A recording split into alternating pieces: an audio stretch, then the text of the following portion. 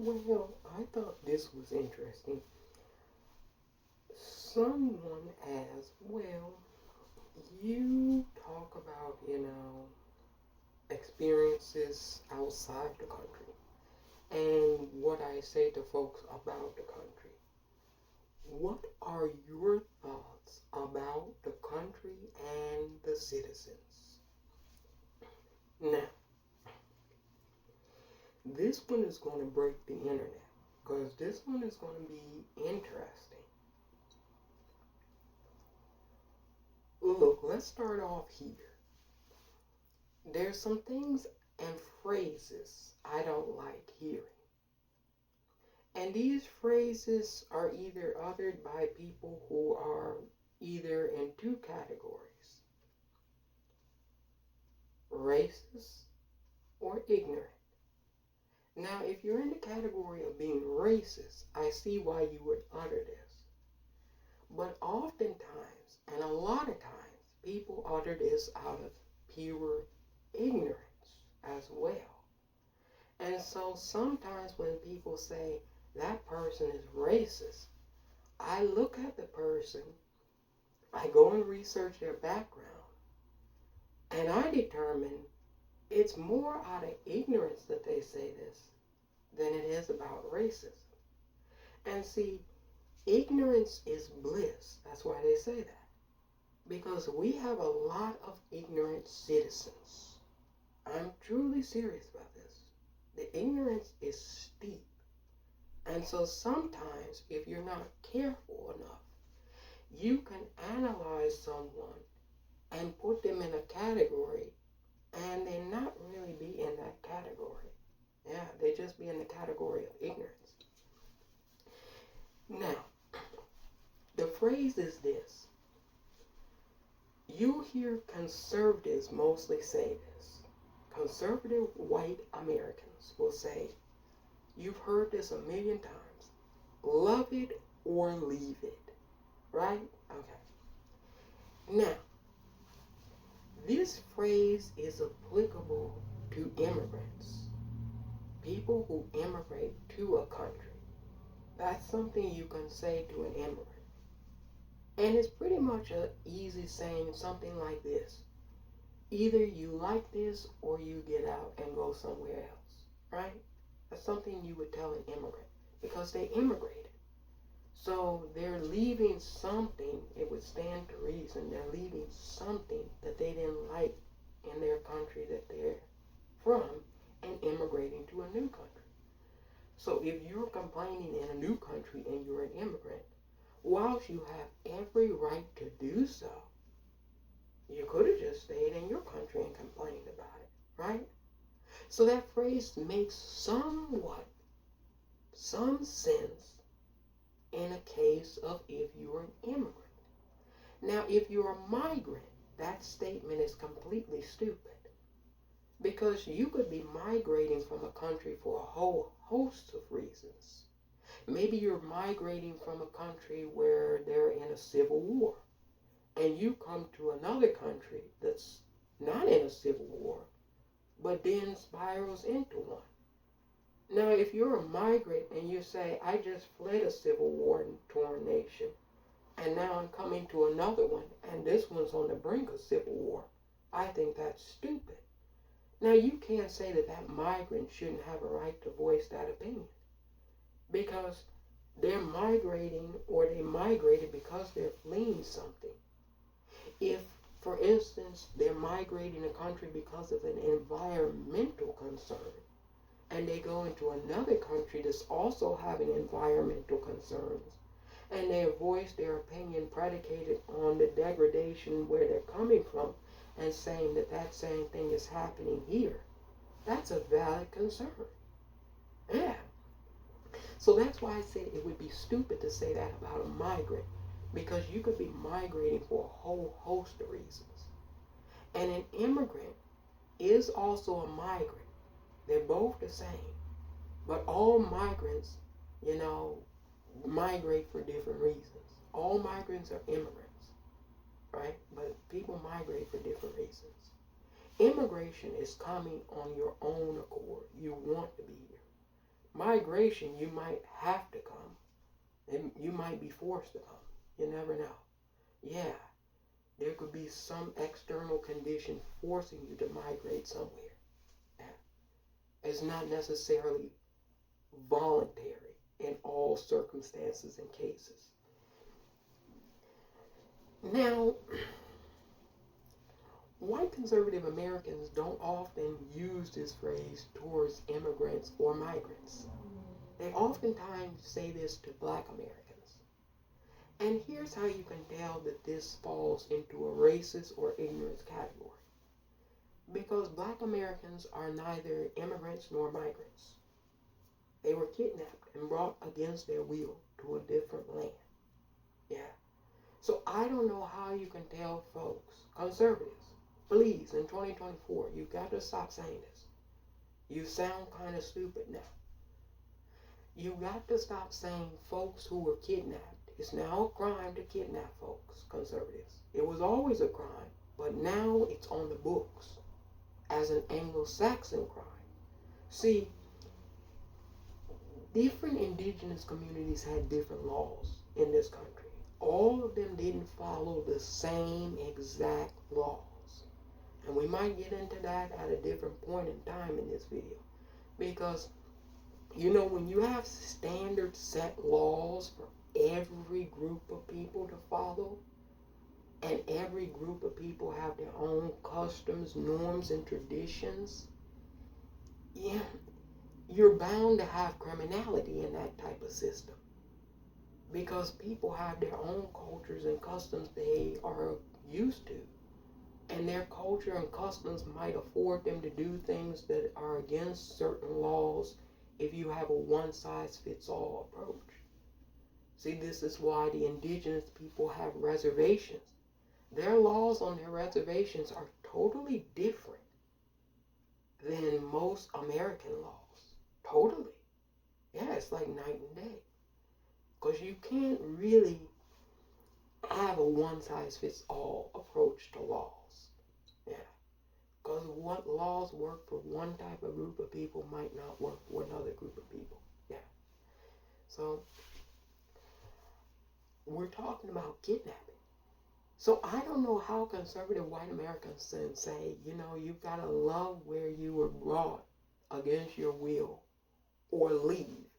Now, the leave part doesn't make any sense because if you're kidnapped, follow me on this, if you're kidnapped,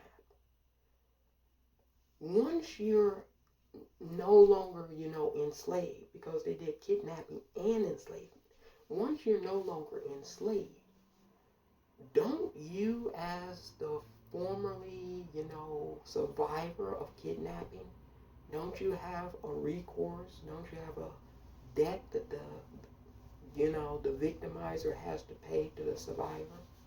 Yeah. So conservatives will always say, love it or leave it. But they leave out the big important part. How are folks supposed to leave? Yeah.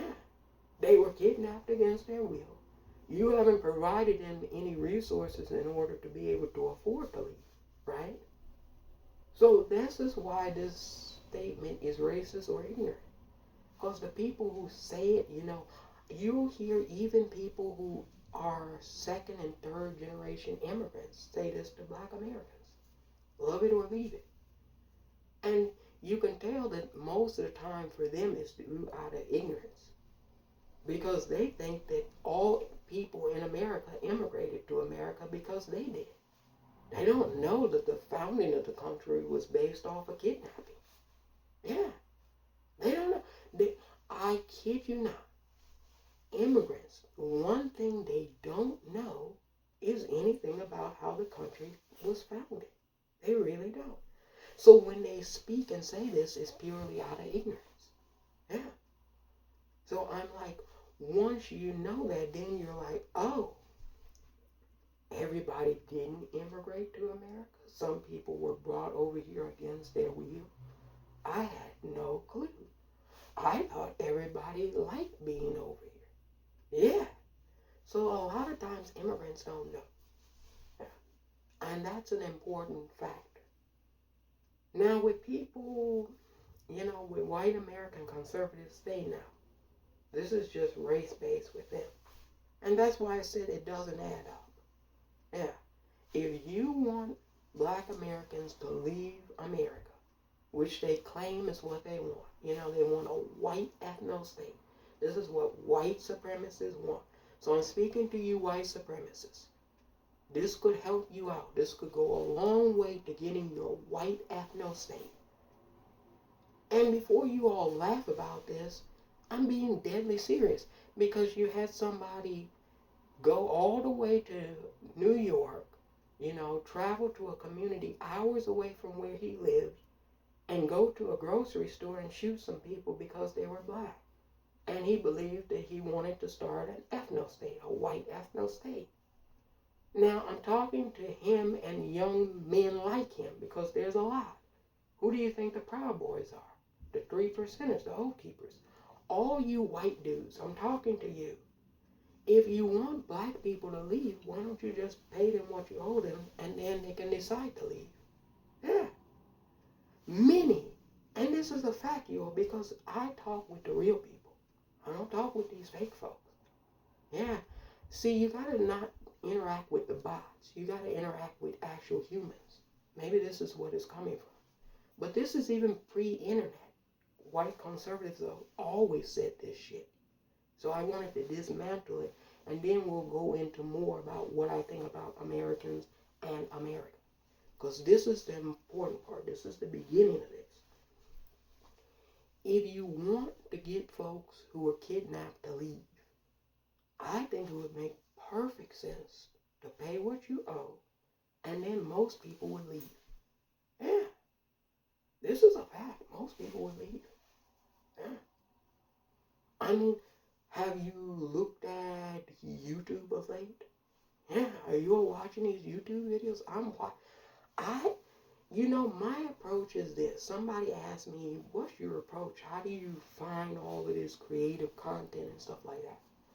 I just watch a lot of different folks. And then a lot of times it'll reroute you to other folks. It's like Netflix almost. So I just be watching a lot of different shit. All different types of categories.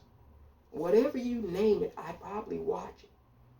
And so I watch a lot of different people. And now a lot of folks are saying they're leaving America for good. Especially black Americans. Yeah. And this is without this country paying its debt that it owes black Americans. So it would stand to reason if a lot are already leaving due to racism, that's the primary concern of most black Americans, it would stand to reason if they paid the debt, they could probably get their white ethno-state. Yeah. Because all of these content creators are saying, you know what, I'm out of here. I'm done with America. Yeah. So, I think it's not a good phrase to use. They should stop using it. Love it or leave it. Now, if you kidnap somebody, you have to pay restitution in order for them to be able to leave.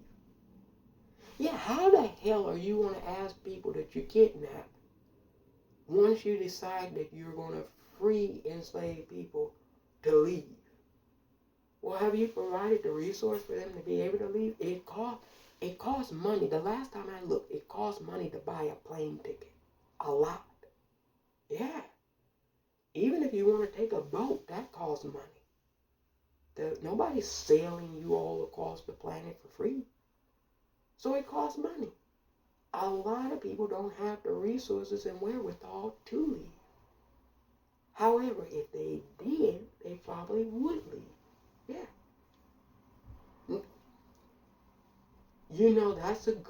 That's a good video. How many people do you think would leave if reparations was given to black Americans? Probably almost all. I mean, you got to think about the context of the 400 years of racism in this country and the variations and forms that is configured over those years. That adds up. I think the vast majority of black Americans, if they got reparations, would leave the country willfully. Yeah, willfully. say, well, racism exists everywhere, but in different contexts. It doesn't always exist the way it does in America. Because you have colorism in other places. You have tribalism in other places. You have all kinds of different things in other places. So yes, there's division, but not in the same context as the American division. And it's not predicated off of a history, a violent history. So say, for instance, you're going somewhere. You're an immigrant from Honduras, and you want to immigrate to Taiwan. You might experience some hardship in Taiwan. The first is going to be you need to get over the language barrier. You don't speak the same language. Yeah, that's going to be the first barrier. The second barrier is cultural traditions. It's going to be a culture shock. They don't do the same thing in Taiwan as they do in Honduras. It's totally different. And then the other thing is, because you're not like a lot of the other people there, they're going to treat you differently. Now, getting treated different doesn't necessarily have to always be a bad thing. It could be a positive and a negative thing. Because people can overcompensate because you're different as well. People can undercompensate and overcompensate. It just depends.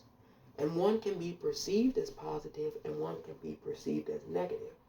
To me, I perceive them both as neutral. Because you're going out of your way to do something different for me that you wouldn't do for somebody else. Because I'm different. Simply because I'm different. Yeah. That's neither negative nor positive. It's neutral for me. Yeah. I would rather be treated, I would tell people, I would rather be treated the same way you treat everybody else. Yeah. Not better, not worse, just the same. Yeah. Because then that's actually a positive. Yeah. So, if you're from Honduras and you go to Taiwan, you're going to receive discrimination. Okay? That's my general point.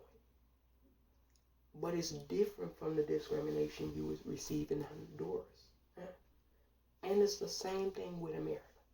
You know, people receive a different type of racism than when they go to France.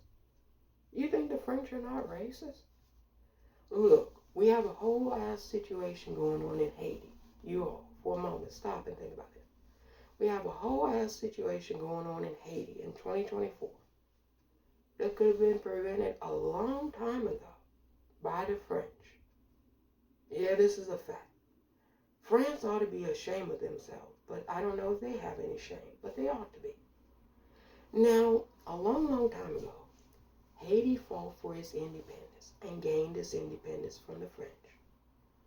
The French said the Haitians had to pay them $40 billion to be a sovereign nation, a sovereign republic. So the Haitians paid them the $40 billion. Now, Haiti has been begging for that money back. I wouldn't say begging because begging denotes that you're not owed the money. They've been demanding. Let me change my language. Sorry, Haitians. They've been demanding that France pay them back the $40 billion. Now, $40 billion is like $40 to France. They could have long paid that debt that they owe back. Instead, Haiti has been deteriorating ever since. And it's because of French racism. Yeah, France doesn't get a pass either. Because if you all don't think in 2024, a nation that's been demanding that you pay back reparations to it for what it had to go through when you were colonizing, if you don't think that's racism, you might have a little problem. Yeah, France caused that bullshit.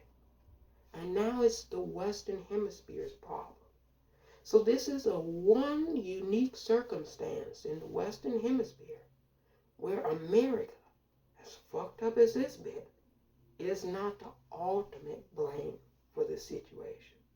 Shocking. Yeah, so I would have to be honest about America. We're not responsible for Haiti. We fucked up pretty much everywhere else. this is the one time in 2024 where the people who are being victimized can't blame us. Yeah, I never thought I would see this day. Their beef is with the French. Their beef is not with us. So when DeSantis, DeSantis, you're disgusting. This is why I say boycott Florida, you all. He's just a complete and utter joke. And if you watched the primaries the other night, he didn't even do anything in Florida. He didn't do well. Yeah, you're the governor twice elected, and you came in under Nikki Haley. Yeah, adios, good riddance, bye-bye, bon voyage. Anyhow, DeSantis says that he doesn't want the Haitian migrants to come to Florida because, Haiti is only 90 miles off the shores of Florida. He doesn't want them to come to Florida. He's concerned that criminals might come.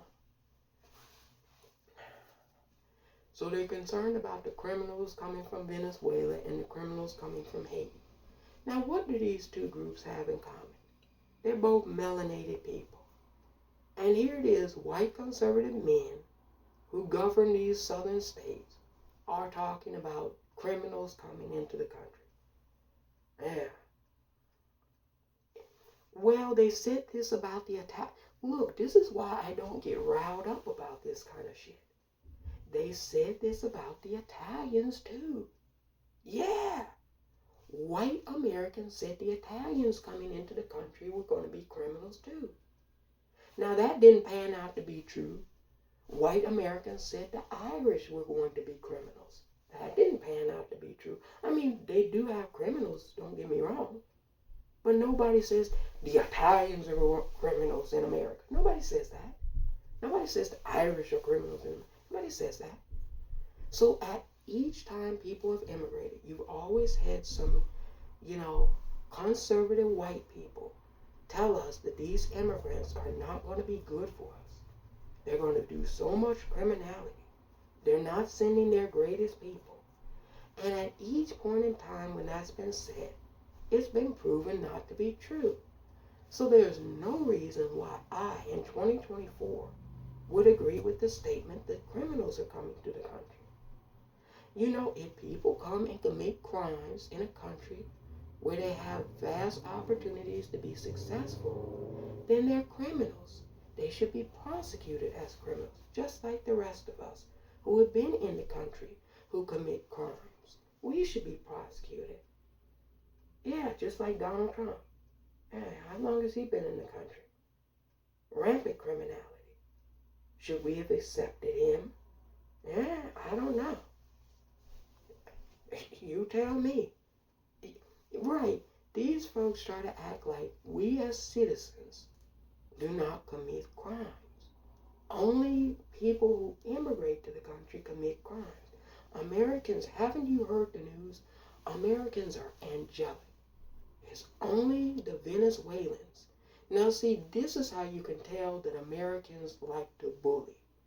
Yeah, this is some bully culture bullshit.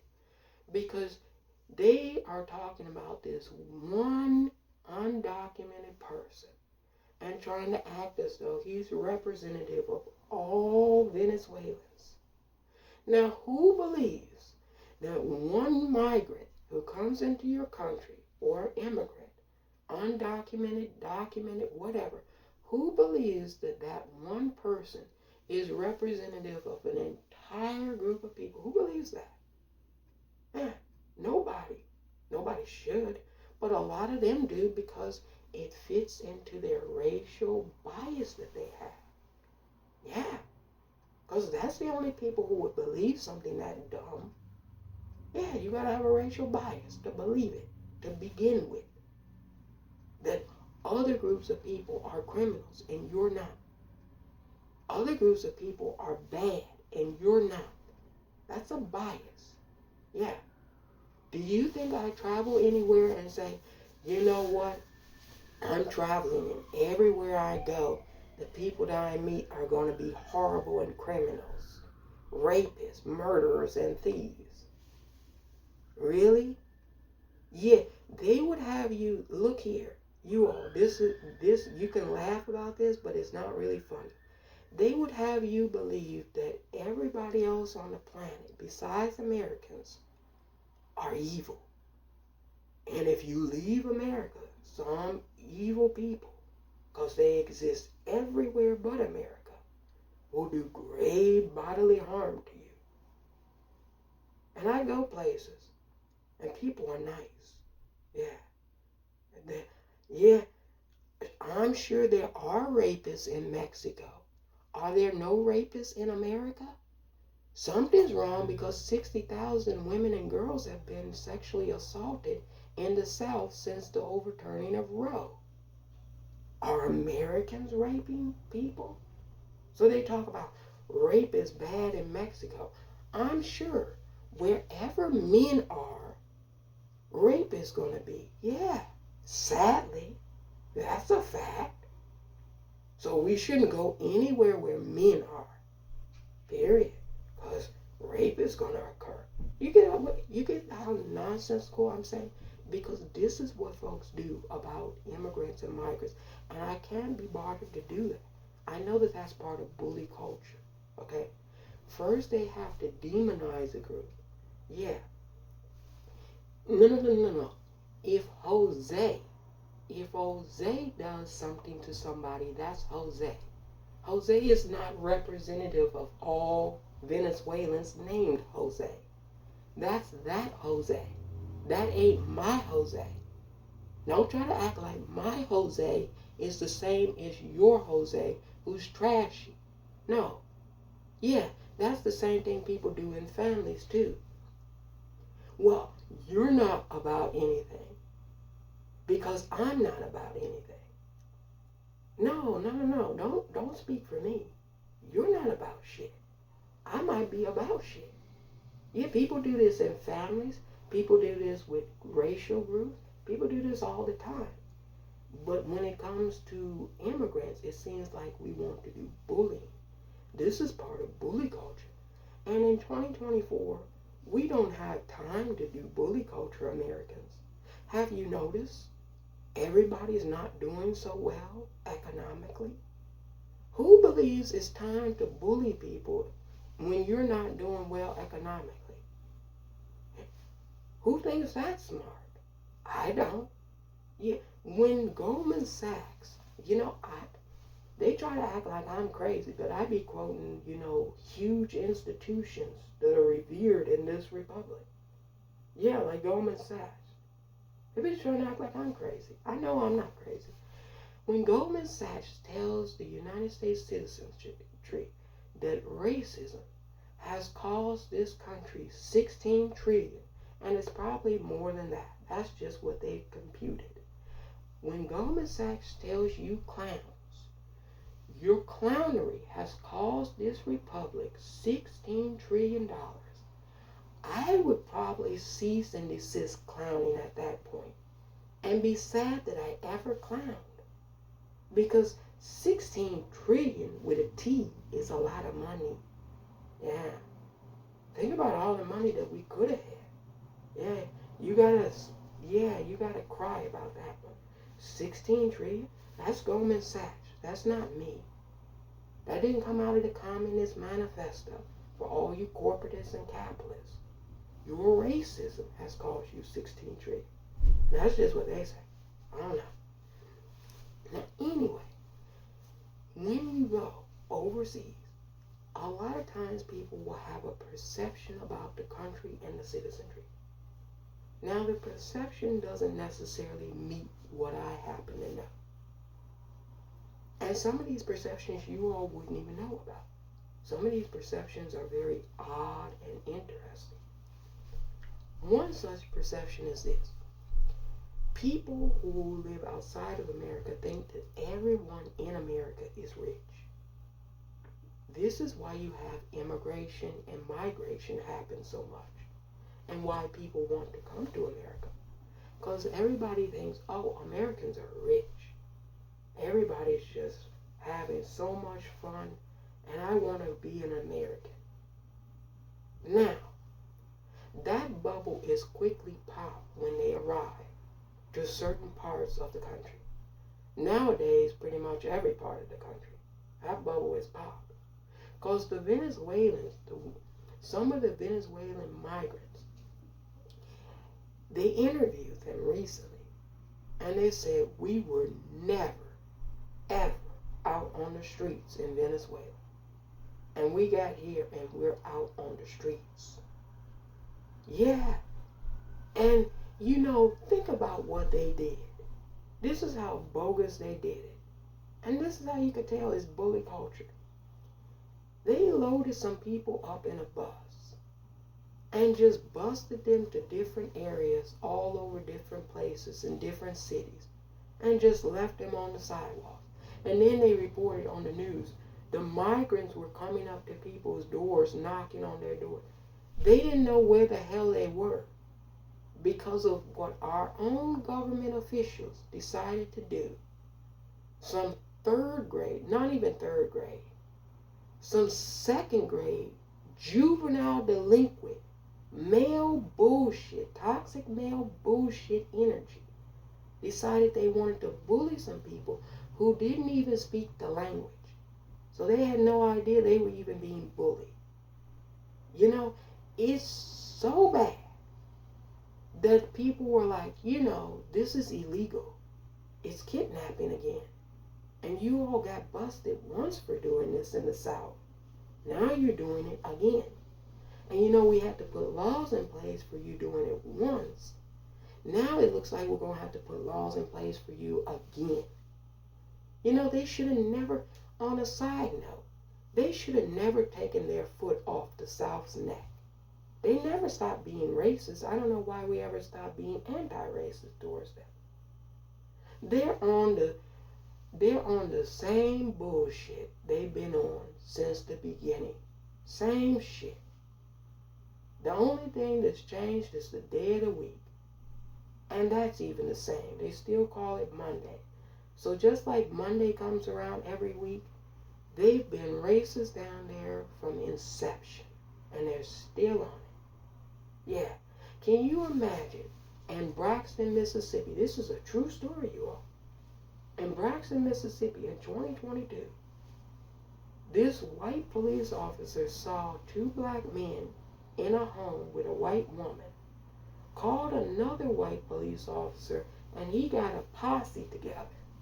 A lynch mob is what we call it down south. He got a lynch mob together, went in and busted into this home and tortured these two black men for hours down there because they happened to be in the same home as a white woman. Yeah. No, this wasn't no 1930 story. I just gave you a 2021, 2022 story. Yeah. No, this wasn't 1920 in America. This wasn't 1870. No, it's 2021, 2022. They're still down there. That's to tell you, they're still down there acting like Neanderthals, like they just got out of the cave, like Fred Flintstones, playing Meet the Flintstones.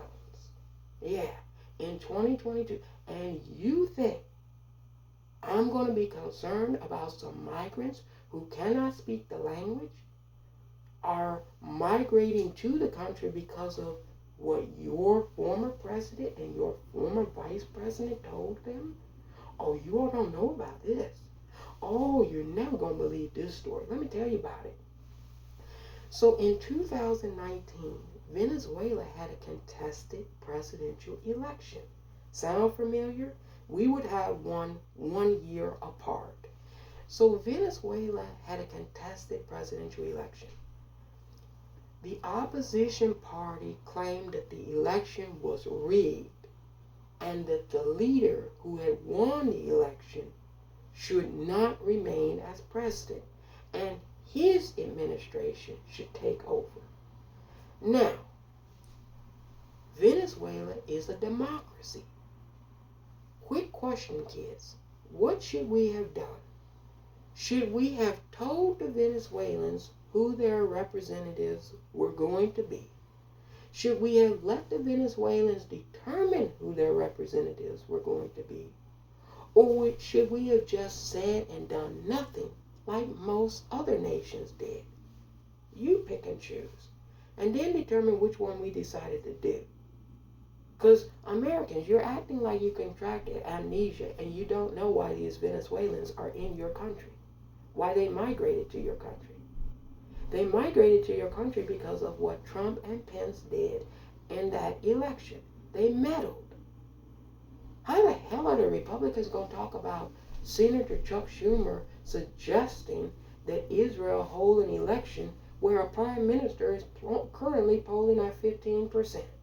Yeah, he's polling at 15%. So popular, right? How the hell are you going to talk about how America should meddle when your former president and your former vice president interfered and selected an administration who they were going to perceive as being in charge of a sovereign democratic country in Venezuela? Because that's what happened. Trump and Pence said, we're not going to recognize Maduro as the president. We're going to recognize this guy who wasn't even on the ballot, who didn't even run. But because there's this coalition that he's got together in Venezuela, we're going to recognize him as the interim president and not the actual president. Yeah, we meddled in their election. Hardcore. Oh, it gets worse. Because Europe had to come and tell America, go somewhere and sit down, you fucked this up. Yeah, Norway had to come and tell the Americans, this is a fact. Norway had to come and tell the Americans, we will negotiate on behalf of the interim government and the current administration at a neutral location outside of American intervention, because you all have already intervened in this and messed it up royally, is that translation. And Pence, you all forgot what Mike Pence, the former vice president, said? He went and spoke to the American people. Go and rewind the tape. He said, as long as the Venezuelan people are seeking and fighting for their freedom, we, the American people, yeah, he said, you, the citizens, we, the American people, will stand by you for as long as you need. That's what the former Vice President Mike Pence said to the Venezuelan people and you as American citizens. Now Americans are acting like they don't know why the Venezuelans are in their country. You told them they could be here. Anybody heard of TPS? Temporary protective status? Trump put over 300,000 Venezuelans on the temporary protective status program because they told them they could come. That's why they're here. You all told them. You told them you were going to support them in their moment of freedom. Now, since the meddling, Venezuela has really broken down. Because what happened was the interim government that the Americans recognized and said was going to do such a great job, the coalition, the interim government was able to cobble together in Venezuela. One by one, all of those coalition principals decided they no longer wanted to recognize the interim president as being the president of Venezuela. So Maduro is gone now, and the interim president is gone. So now you don't have any president in Venezuela. It's lawless. Yeah. And so that's how the country broke down. Because of American fucking intervention. Yeah. Period. 2019. Go and look it up. You don't gotta believe me. You got the internet and Google and Bard and Alexa and Siri. Pretty soon they're gonna have Tom and Jerry. Yeah, go and look it up. You don't have to believe me. Yeah. By the time Norway, I know what somebody's going to say. By the time the, sophisticated Europeans got involved, it was too late. It was too late. The country had deteriorated. But Norway had to tell the Americans to go somewhere and sit down because you messed this up. And they had messed it up. Trump and Pence should have never said they were going to recognize an interim government that had not received a single goddamn vote from a Venezuelan. Yeah, How would you recognize an illegitimate government that hadn't been put on the ballot for the people in a democracy? Yeah, does that make any sense? And then we got our shit show in 2020 because you know what they say, what goes around comes back around. Yeah. So we have the nerve to act like we don't know the Russians meddle in our elections. We meddle in everybody else's. Yeah. I'm like, all of a sudden, Chuck Schumer says something, and that's meddling in the democracy. Where were these Republican senators when Trump and Pence meddled in Venezuela's affairs? Venezuela was a democracy. It was. Yeah. No, I didn't hear this concern, you all. I'm just being honest. I did not hear this concern. So, back to where we were talking about. A lot of immigrants believe and have these perceptions about America when they're in their country. Every American is rich. Every American is doing fine. When they come over here, they see that that's not the case. And they're horrified of it. Because now they're thinking, oh my goodness, I was thinking that Americans were this. And then I find out we're not that. And the people that travel, they do a disservice because generally people who travel don't interact with the locals. So the locals never get to really meet Americans, right? Generally speaking.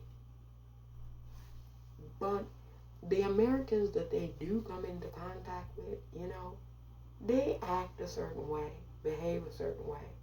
And so you think, oh, that's all Americans until you get over here. Then you learn that many Americans are mean-spirited, rude, ignorant, racist. Yeah, they're not. And many aren't, but I'm just saying a lot are. And depending on where you are, like in Texas, oh yeah, Texas is half and half. Because you got a lot of Texans who aren't racist, but you got a lot of Texans who are. And if you're in a state that's half and half, and you're immigrating into the state, the half that are racist are going to show you that they're racist because the half that aren't are going to be happy they've got new people who aren't like them. Yeah. So they're, to recap, they're bullying the immigrants, the Venezuelans, after they said they can be in the country. Yeah. And then, Trump is running again, talking about the immigrants. And I'm just thinking to myself, wait a minute. You caused the mass Venezuelan crisis. Yeah. And now he's talking about the border and the immigrants and how they're sending criminals. And crime now is down in Venezuela. Crime is down. It's come down. Venezuelans are starting to recuperate and starting to come back a little bit after the mess America made in their country. So crime is down in Venezuela. So you know what Trump said about that? He said the reason crime is down in Venezuela now is because all the criminals came into our country. So you know what's getting ready to happen. They're getting ready to go full on with the bullying. Now, we all know all these Venezuelans that have been on temporary protective status for years now. Think about it. Since 2019, we're in 2024. So that's 2019, 2020, 2021, 2022, 2023, 2024. That's 6 years. So you're telling me folks that have been in the country for 6 years, now they're all criminals? Yeah. I don't know about that because the data is not showing that. They've been in the country for 6 years. Crime has been going down the past 4 years, drastically. So where have they been committing the crime? Let me repeat that. They've been in the country for 6 years. Crime has been going down in America for the past 4 years. Where are they committing all of these crimes if it's going down? Now, the Venezuelans are not committing any crime. You know why they're upset? Because they have been good. And they're like, we need to come up with a reason to get these people out of the country. We don't want to give them permanent status. Because remember, it's TPS, temporary permanent status. They don't want to give them citizenship. Now, they've been in the country for 6 years and behaving correctly. That's a long time. It's under a decade, so we still have 4 more years. But I think there should be some type of deal. I think it would make sense to this government to make some type of deal, especially with the folks on TPS, that if you've been in the country for a decade, let's give it 10 years, you can be put on a pathway to citizenship if you've been a law-abiding citizen. You know, you came in because you migrated because of a horrible political situation that the United States government caused. They caused that problem. Unlike Haiti, I said we didn't cause that. That's France's fault. But we caused the Venezuelan problem. That's definitely our fault. Yeah, we definitely meddled in their affairs. Hardcore. Go and look it up. You don't got to take my word for it. So, I think if they stay in the country for a decade, give them citizenship. And plus, look at it this way. The Venezuelans are going to be a real come up for Americans. Yeah. Venezuelans, a lot of people don't know this, they can build anything. Period. You give them a blueprint and they can build it. Yeah, it's amazing. Very, very hard working. They have a lot of ingenuity. Yeah, the Venezuelans. And here's the thing, in South America, because Venezuelans immigrated to a whole host of countries, they didn't just immigrate to America. Colombia has 2 million Venezuelan immigrants. Yeah, 2 million. America, we have something like under 1 million. It's like 500,000. People are complaining about 500,000 people. Seriously, in a country of 330 million, people are complaining about 500,000 people being put on temporary protective status. You sound stupid, Americans. To the folks who are doing it, not all Americans are doing it, but to the folks who are doing it, you sound stupid. They're coming in to replace us. How are 500,000 people on temporary protective status going to replace 330 million? Does that make any sense to you? I'm trying to do that math. Let me think about it. 500,000 people are going to replace 330 million. Colombia has a smaller number of people living in their country than we do. They've taken in 2 million. 2 million Venezuelans. We have taken in 500,000. And Americans are complaining. You sound stupid to me. To me. I don't know about anybody else. To me. I turn on you and you're talking about this one person in Georgia. And you know, lock the motherfucker up. If he did it, let's first adjudicate him first. They're like they want to lynch the person without a trial. Everyone in this country is innocent until proven guilty in a court. Yeah, everyone, regardless of their immigration status, Americans. See, this is where you get stupid. You start sounding stupid. Because he's an undocumented, we should mistreat him. No, he's entitled or she's entitled to the same levels of law that everyone else would be afforded to. Yeah, if they can't afford an attorney, then the court will appoint you one, right? So I don't like that. That's already bullying to me. That you want to otherize somebody because of their status. That's not okay. It's not cool, Americans.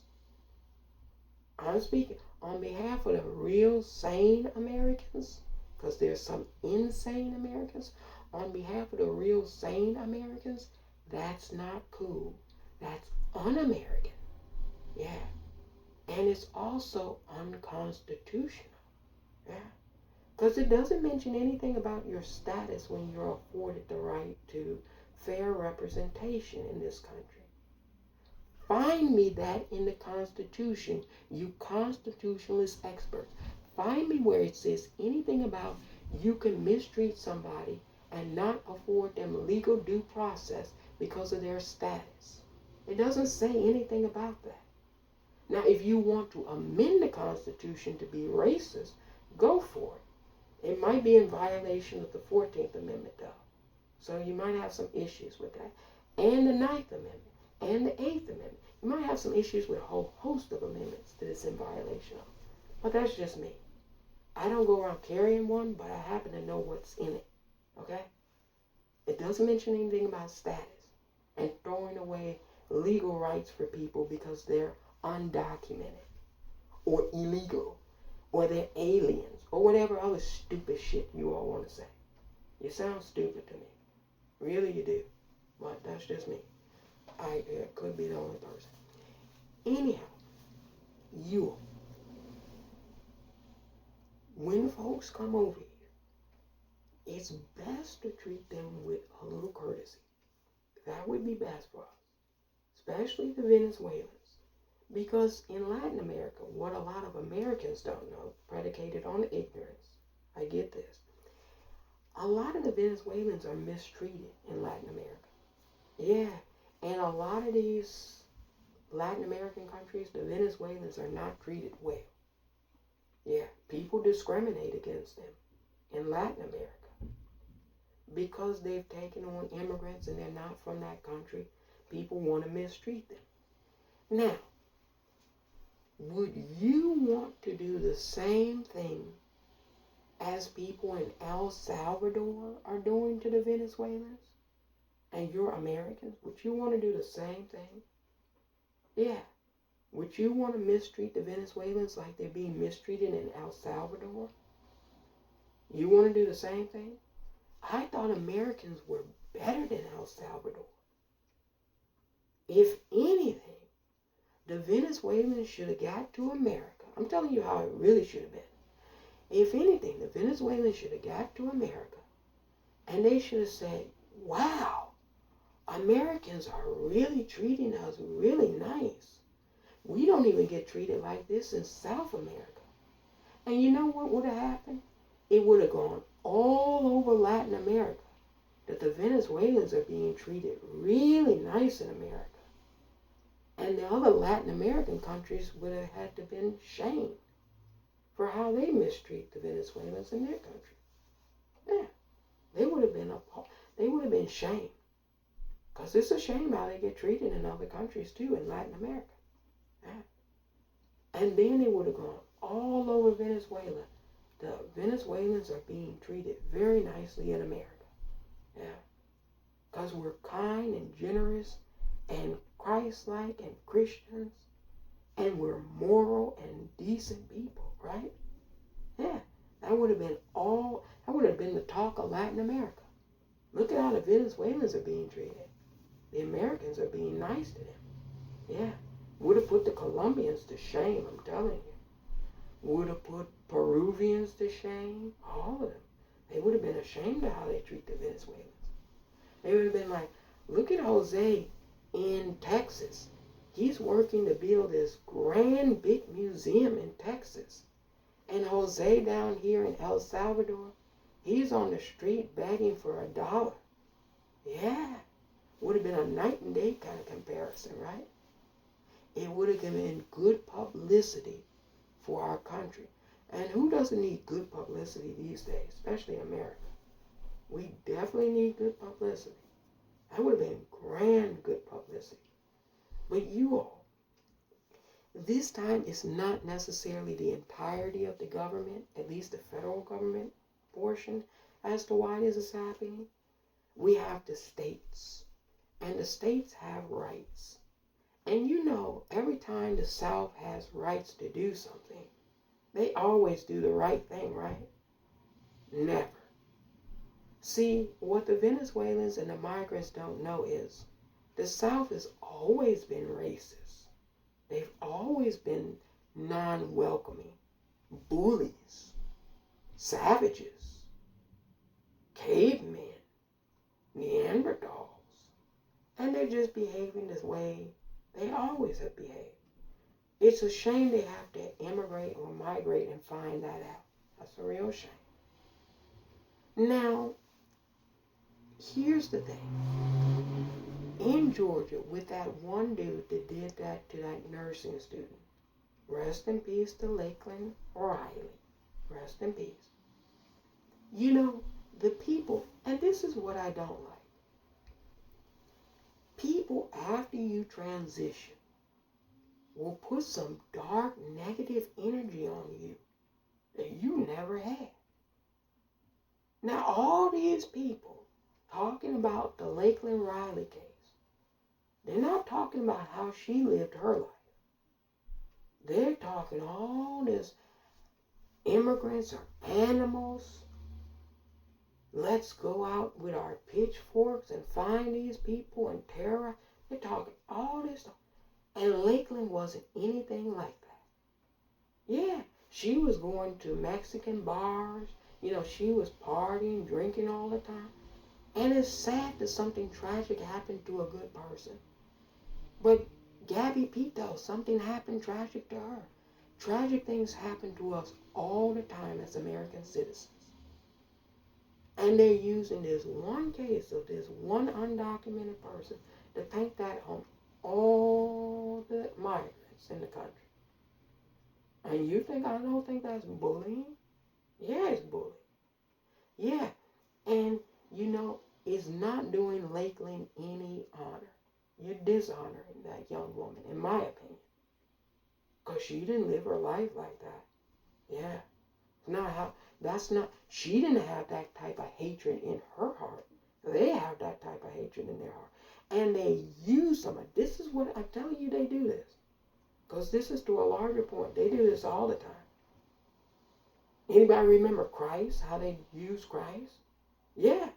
Christ didn't have all that hatred in Christ is hard for all the people, no. But they have that type of hatred in their heart. Yeah. So they'll use people in their transition when they're no longer amongst us, and then use it for their vile, evil, and hateful spirited self. I say all that to say this. Please don't use Lakeland Riley. Please don't. Yeah. Please, you all. That's a horrible mascot to use for hatred. Because according to her friends and her family, she wasn't like that. Her close friends say she loved everybody. Yeah. Go hear some real story about Lakeland. Yeah. So please, if you're a hater, just, internalize that and use that for yourself. Yeah, go find another mascot. There's plenty of haters. I mean, the South has a history of them. Nathan Bedford Forrest. Go look that motherfucker up. He was a hater, bro. As you're surrendering in a war, there's no rules, in war, but as a norm or as a tradition, when you're surrendering and you wave a white flag and you lay down your weapons and the opposition army surrounds you, usually they take you hostage. Nathan Bedford Forrest saw the Union troops surrendering, and they had laid down their weapons, and they had took them hostage. And then hours after they took them hostage, they took them back out to the location and murdered all of them in cold blood. Yeah. He was a great person, don't you know? He's all along the freeways down south. Nathan Bedford Forrest. Yeah, he was wonderful. And now you wonder why the kids are crazy. Why do you have these sick, and I mean the most sick, demented group of people that ever roamed this republic? Why do you have them all along your freeway down south? Does that make any sense? And then got the nerve to say the kids are violent. Hey, nobody is more violent than Nathan Bedford Forrest, bro. Seriously, you should probably think about taking him down from the freeways. Because if you can do a Google search about Nathan, it's nothing good that's ever going to pop up. Let's just say that. It's all bad. You know how some people have some good that they've done, but most of it is bad? His was all bad. He was evil, pure evil, a demon. And they got this demon all across, and they got a bunch of demons all across the South in statues. And they say, we're demonic. We have these demonic things that we worship. No, you all have got real evil people that did real evil shit. Those little statues with the horns and stuff, we don't know what that beast did. I don't even know if that beast was ever here. But Nathan Bedford Forrest, we got history books talking about what he did. The Baphomet, I don't know. Did you all see the Baphomet growing up? Did you ever see the Baphomet? This man, woman, and animal creature? I never saw that growing up. I never heard about anything that the Baphomet did. But you all, Nathan Bedford Forrest, he genocided people. And he's up along statues. No, they don't have any women up. No, they can't put any women up. No, don't you know, no women have ever done anything great in America. Now that's crazy too, because if you go to Latin America, they have statues of women everywhere. Great historical women of Latin America. Immigrants get here and they say, that's the first thing they say. They say none of the statues are of women. They're all men. They say in our countries we have statues, and it's true, in their countries they have statues of women. They have plaques dedicated to, they have parks named after women. We have none of that. We have parks named after slaveholders. Yeah, schools named after slaveholders. A school named after a woman that's done something great? What is that? That's not an American thing. No. When people get here, they're shocked at how crazy different it is. Yeah, they're shocked. They're like, what are we immigrating to? I oftentimes try to prep them. That's what I try to do. Because I have some friends that I know, they're like, I want to go to New York. Like I have a friend in Peru, wants to come to New York. And I'm like, New York is great. You can come and visit. But, you know, she's hell-bent on wanting to come. She's like, I hear such great things about New Yorkers. I'm like, New Yorkers are rude. You only hear car horns all the time. Yeah. So if you like rude people to swear up and down all the time, loud music blaring all times of the hour, New York is perfect for you. No, they're great people. No, I tell people the truth. I just don't give them the good. I give them the bad too. You gotta give people both. And you know what most people will do? They'll just talk about, oh, this is great, this is grand, go here, go there, this is it. No, I'm not doing the PR campaign. And see, this is why I'm not the most popular, because I don't do the PR campaign. If I did the PR campaign, I would be hugely, immensely popular. Oh, I'd be a world-class star. I don't do the PR campaign. I tell people the truth. Because why wait to get here and then they find out? Why not prep them beforehand? And then they know what they're getting themselves into. Huh? No, most of the undocumented Venezuelans probably did not want to go to Texas. If I had to guess, most probably would have preferred to go to California. Now, if Republicans hadn't been on their bully bullshit, they could have called up all the Democrat governors and said, you know, we've got an influx of all these migrants, illegals, aliens, whatever you want to call them, non-human people, call them whatever. They could have given the courtesy of the Democratic governors to call them up and say, they're now your problem because we're going to send them en masse to your states. If they hadn't done that, that would have been better than what they chose to do. They didn't do that. They decided to put people on buses and ship them every which way and not tell any public officials where they were coming.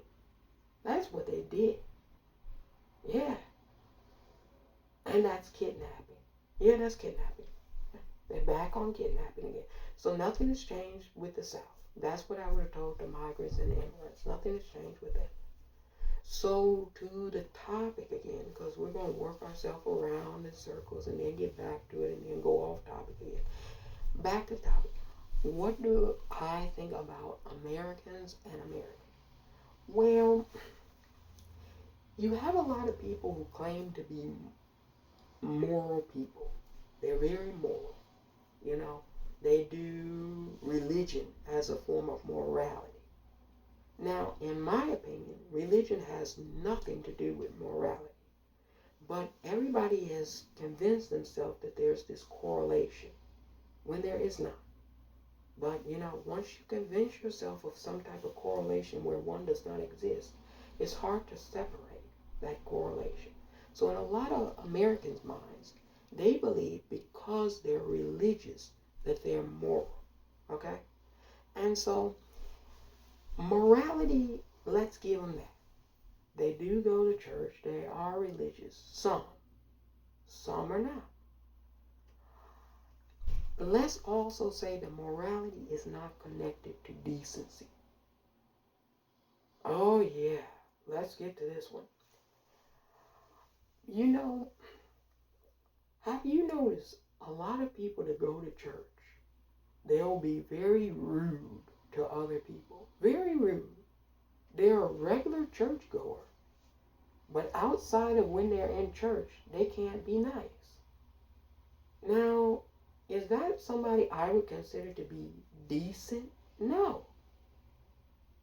You mean to tell me you go to church every Sunday and you can't be nice to people? You're not kind? Yeah.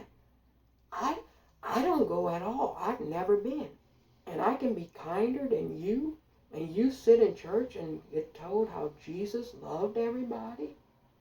And how God sacrificed his only begotten Son to save humans? You get told all of these wonderful fairy tales and stories, and once you go to a restaurant, oh, you'll never believe it. You want to find the rudest people that ever existed. Go to the South after church lets out at an IHOP and see how those people behave. Yeah.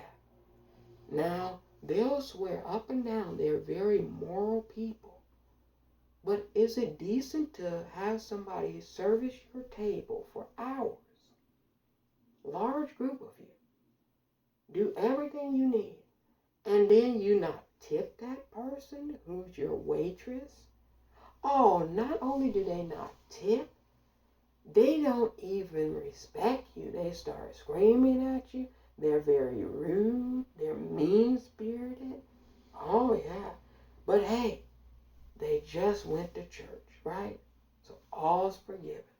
So morality and decency have not really too much to do with each other in the American purview as I see it. I've never really connoted the two together. Yeah. I don't think Americans are very decent people. Now, remember, you asked for my opinion, so I'm telling you my opinion. I'm telling you why I have the opinion.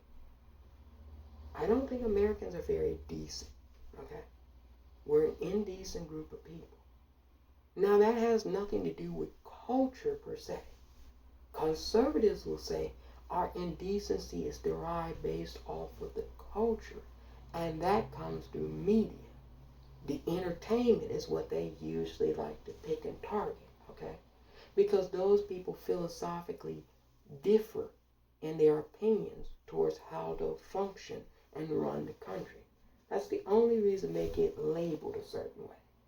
They philosophically disagree with them, okay? It's not predicated on anything else besides a philosophical disagreement, okay? Now they say they're indecent, okay? But their treatment of how they treat people is also indecent, okay? Is it decent to have had a country for over a century enslave people? Is that decent? No, that's not decent. And they said they were Christian. So they can't even say it was a different religious organization that was running the show and did slavery. No, they had a slave Bible. Yeah, they were Christians. They went to church, right? And they did slavery for over a century. So how decent can you be? How decent can you be? We're not talking about morality, because they've always claimed they have morality. How decent can you be? And you're murdering people, whipping people, forcing people to work for you for nothing. Yeah, how decent can you be? So there's always been this disconnect between morality and decency in the American context. Yeah. And people never, address that or talk about it. They try to equate the two. And morality, look, I'll put it to you this way. You can go to church all the time, or the mosque all the time, or the synagogue all the time. And then when you come home, you can be a wife abuser. You can be beating your wife. You can be abusing your children. You can be a bum at work, mistreat your coworkers. You can be rude to people, random people who you don't know. But just because you're religious, you're Catholic, you're Baptist, you're evangelical, that should be enough for some people in their mind to constitute why they don't have to be decent people, because they're moral. Yeah. So I don't really say immoral or moral. I look at things as decency. And if you ask me, are the American people on the whole decent? No. But it doesn't have anything to do with culture or entertainment. It has to do with contradictions Americans have in their minds, because they equate things that are not moral to decency, and vice versa. Yeah. What difference does it make if you go to church and you're not kind to people? Really, what difference does it make? Yeah. You get some dopamine rush. All it is this. You get some dopamine rush around being around other people like you, doing the same thing you do on a weekly basis. It gives you a dopamine high. It's no different than somebody out on the street doing crack, or somebody smoking a marijuana joint. It gives you a dopamine high. That's it. But other than that, it's not life-changing. It has no bearing on whether you're a decent person. Absolutely fucking not. No. Not at all. That's an imagination. That's an illusion that they created in their mind. It's a good illusion. You let people live in their illusions that they create on their own. But it's a fairy tale. It's not true. Yeah. So I've never seen Americans as decent on the whole. Now that's not to say that there are no decent Americans. There are millions of decent Americans. But that would be comparing decency to indecency on all of these different scales. And I don't do that. I look at the whole contextual picture, not individual things. Oh, if somebody is scantily clad, they're indecent. Not necessarily. They might just like wearing certain different clothes. They might have a style where they like wearing a certain style of clothing. Has nothing to do with whether they're decent or indecent. They just like certain clothes. So I'm supposed to make a judgment about their morality and decency based off of what this person put on their body? Are you crazy? Yeah, it's the craziest thing. So a bitch that likes wearing skimpy dresses is indecent. But your wife, who goes to church all the time, is having affairs with your best friend. She's decent, right? Yeah, she's real decent. Your wife, who goes to church every Sunday with you, is having affairs with your best friend, or you yourself cheating on your wife all the time, but wanting to chastise some girl that likes wearing skimpy clothes. Yeah. What? Yeah, this is this happens all the time with America. Yeah. Oh, am no, I'm not saying anything that's not true. You can disagree all you want. You know what? I'm glad you disagree. I'm glad the disagreeers are come over. Because you know what happens? What I think it is. The folks who say they disagree, they don't really disagree. They just don't like hearing the truth. And so they disagree with the truth. I'm glad the disagreeers have come over. The people who lie to themselves 24/7, 365, and 366 on leap year, they disagree. Yeah, we're glad. Happy, happy. You know, I'd be stealing this idea, but if I ever did it, I would do it. I would set up like maybe a whole separate channel where it would just be disagree with me. And you could just vent all your disagreements, all of them. You could keep them coming. And one by one, I would shatter away your disagreements. We could go for hours. We could do a whole disagreement telethon. 48, you know what? That would be the best live stream ever. I should do that. 48 hours, you could throw all your disagreements about everything I've ever said. Throw them at me. 48 hours. And I'll just keep throwing it back at you. You can disagree with me all you want. We can have a whole entire disagreement week where you disagree with me the whole entire week, the whole month, the whole year. Hell, let's make it 10 decades. You can disagree with me forever. Yeah. You notice it's always vague, though. I disagree. About what? I've said a lot so far. Are you going to be more specific? I disagree. Tell me what specifically so I can know. So I can act like I give a damn at least. Because I don't give a damn. But you got to be specific when you say you disagree. Next time, say, I disagree with you saying this. Because I said something, right, that you would disagree with. So be specific about what you disagree with. Then I'll know. And I'll pretend like I give a damn, but I won't. But I'll pretend just for you. For Johnny, I'll pretend. Because you know men love to do that. Men love to come over and tell people, I disagree. I'd be like, we disagree with how you've been running the country. Can we say that? Can we say we disagree with how the establishment has been running America? I personally disagree. I think they run it horribly. They run it into the ground. Yeah. Yeah, I disagree with them. I disagree with pretty much everything they do. Right, can we say that? Right. Yeah, well, it's not predicated on anything. Your disagreement is not predicated on anything. You just disagree. So you, America the country. Okay. I can't really get upset about a landmass. You know, you have to think about what America was. Indigenous people and nomadic people just came and went. Came and went. It was like a revolving door. People just came and went. People grew things, farmed here, and then harvested their crops, took it to another place. Places when they got cold, they went south. So it was really nobody permanently here. That only started after colonialization.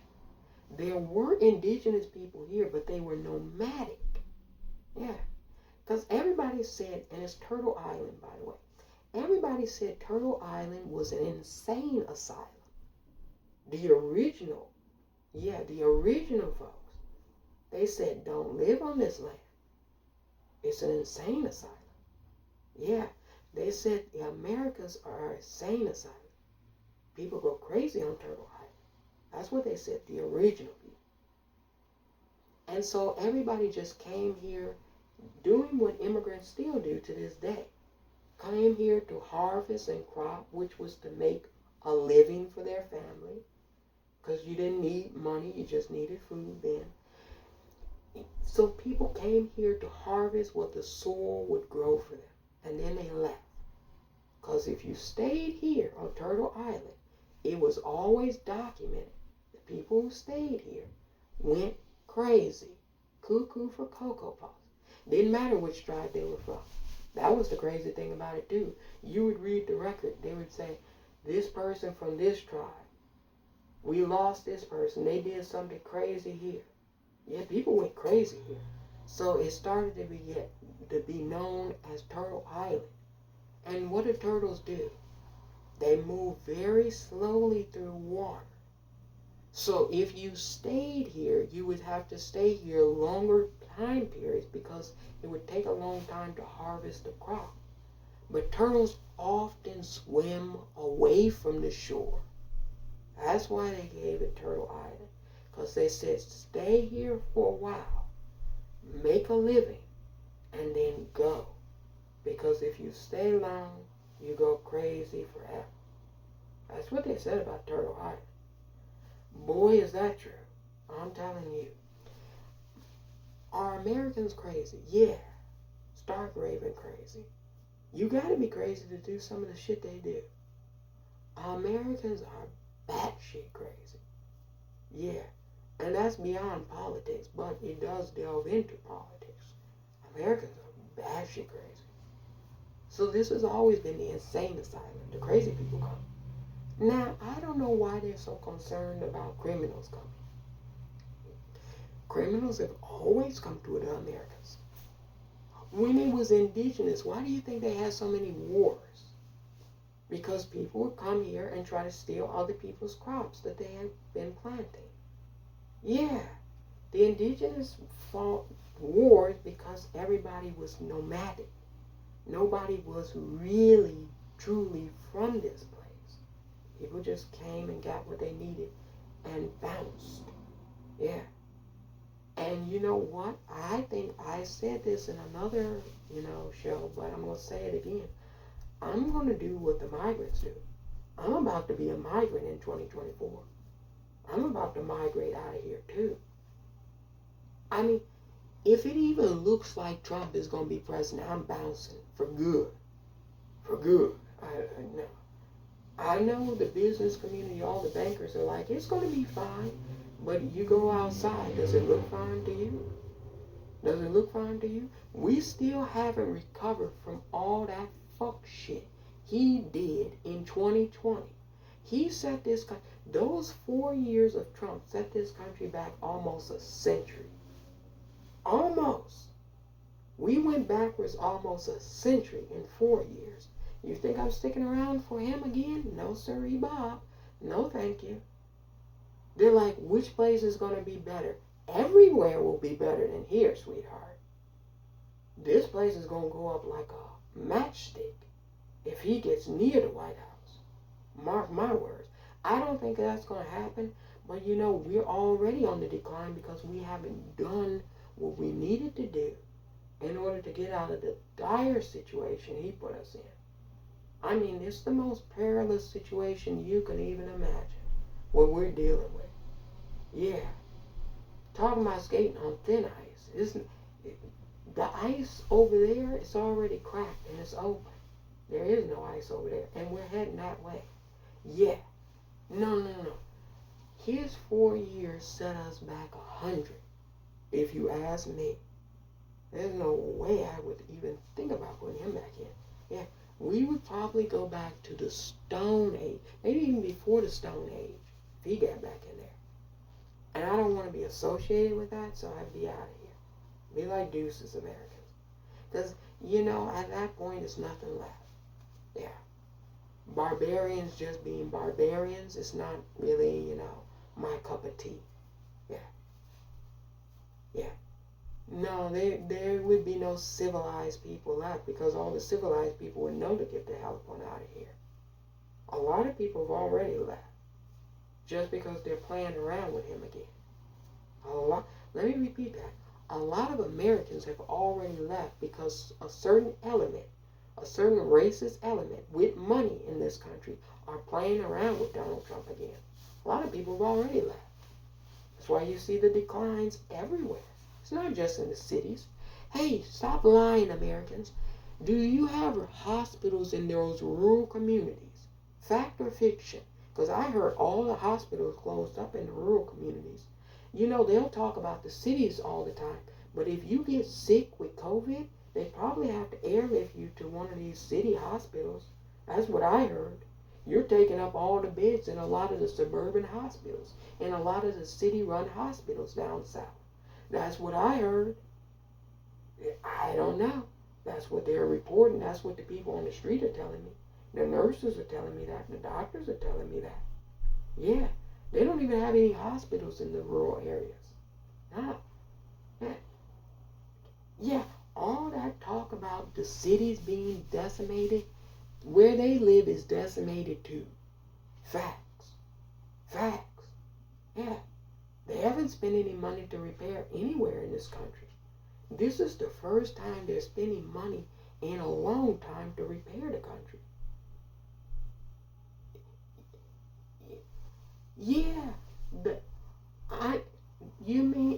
Yeah, I talk about the L. That looks like something out of a 1940 Amityville horror show. The L in Chicago, when I was living there, I haven't been there in a long time. When I was living there, the L system, you know, the rail cart that goes woo, woo, woo, twirls around the whole city, it looked like something out of a 1940 Amityville horror show. And if you saw anything in China or Japan or Taiwan, you would immediately drop to your knees and cry that we have shit like that still in this country. Primitive, Neanderthal-like toys in comparison to what they have in other Asian countries. You just cry your eyeballs out. Yeah. And that's because folks have been focused on the wrong priorities over here. They haven't been focused on the right thing. Somebody said it recently, we're number one. Number one in what, though? See, that's like the people that say Trump 2024, but don't tell us what they're going to vote for Trump for. We're number one in what? Be more specific. Come on, you got to be more specific, Johnny. Come on. Number one in what? Are you number one in education? I don't think so, not according to the statistics and surveys. You're probably like 29 or something. You're not one. 1, 2, 3, 4, 5, 6, and 7, I guarantee you are all Asian countries. You're not number one in education. Okay, so if your kids are not being properly educated, how long do you think you're going to be number one in anything else? Not for long. Because education is the most important thing. And you know what they want to argue about? What bathroom to go to. Yeah, they want to argue about a bathroom. You know, how is it that everybody else has figured this out, but Americans, you can't figure it out? Yeah. Do you hear anybody else arguing about what bathroom their trans or non-binary students can go to? You anybody else arguing about it? No, I don't. Only Americans. You know why? Everybody else figured out that you can just have something called a gender-neutral bathroom, where anybody can go in there. You can be from Mars and walk into the bathroom. It's gender neutral. You don't even have to be a human. You can be an alien. It's gender neutral. They don't ask you, yeah, can you imagine if some aliens came down here? They were from a different planet. And they said, man, woman, what's that? We don't know what man, woman is. That's human shit. We're aliens. What bathroom would they have to go into? Wouldn't matter, would it? Because they're not from here. So they could go into either one. Nobody would recognize them. They're an alien. They're not foreign to us. Right. So we can just put gender neutral on the bathrooms, right? And then it wouldn't matter who goes into the bathroom. Because to be honest with you, do you go into the bathroom worrying about who goes into the bathroom? I don't. Now, if somebody victimizes me in the bathroom, then that's a problem. But I don't go into the bathroom worried about who goes in with me. There's a stall. You close the stall door. You lock it. You do what you got to do. You open the stall. You go and wash your hands. You walk out the bathroom. Now you got to catch your flight. Now you got to go to lunch. Now you got to go back to work. Are you really concerned about who's going in the bathroom? Yeah. I don't spend any, it's not anything that really truly registers as the most profound thing to argue about when you can have gender neutral bathrooms and not argue about anything bathroom related. No, these are grown, no, stop. These are grown ass men. No women, just men. That's why my plug is this. The next 9 presidents all have to be women. I'm sick of men. I'm personally sick of men. Men can't be president. For the next 9 presidents all have to be women. Yeah. Even if you get some bum ass bad women, you've had 46 men. How many of them have been bum ass and horrible? The vast majority. So the next 9 presidents got to all be women. Something's got to give here. You have some old ass men arguing about who can go into a bathroom. Now, how long do you think you, as a nation, as a republic, are going to be number one in anything? I can guarantee you, not very long. Because anybody with a brain can say, we can just make all these bathrooms gender neutral, and then it doesn't matter who goes into it. Because it doesn't really matter who goes into a bathroom. Because none of us care. We go in to do our business and we get out. That's what we do in bathrooms. Now, criminals, if they do something in a bathroom, they're a criminal. Arrest a criminal. Have a nice day. Not a big deal, right? Yeah. So, these are really stupid people that we've been dealing with. We don't want to deal with these stupid people anymore. I mean, find us a different crop of people. See, this is another problem with America that I have. You all complain about the politicians, but then the people who are running for these offices are Americans. So there's stupid Americans that you're voting for because you're letting the stupid Americans run, and you're letting enough stupid Americans vote for these people. That's how they get elected. They come from the general population. Americans act like their politicians come from a different planet. You all stop doing that. I don't like these politicians. Well, you run. If you're a better person than them, run for office. And a lot of us will vote for you. Period. Yeah. Because we don't like them either. A lot of them don't do their job, and we think they're bums. So if we all have that general sentiment, why don't some of you all who aren't like them run, do a better job, and we won't vote for them? Yeah. Exactly. Yeah. People like to complain about problems that can be easily solved. Exactly. Yeah.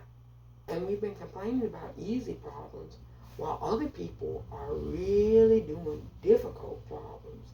And not only are they not complaining about the difficult problems, they're solving the difficult problems. Yeah. We're pretty far behind. To put it to you mildly, we're far behind. And when people come over here, the saving grace really is immigrants, really.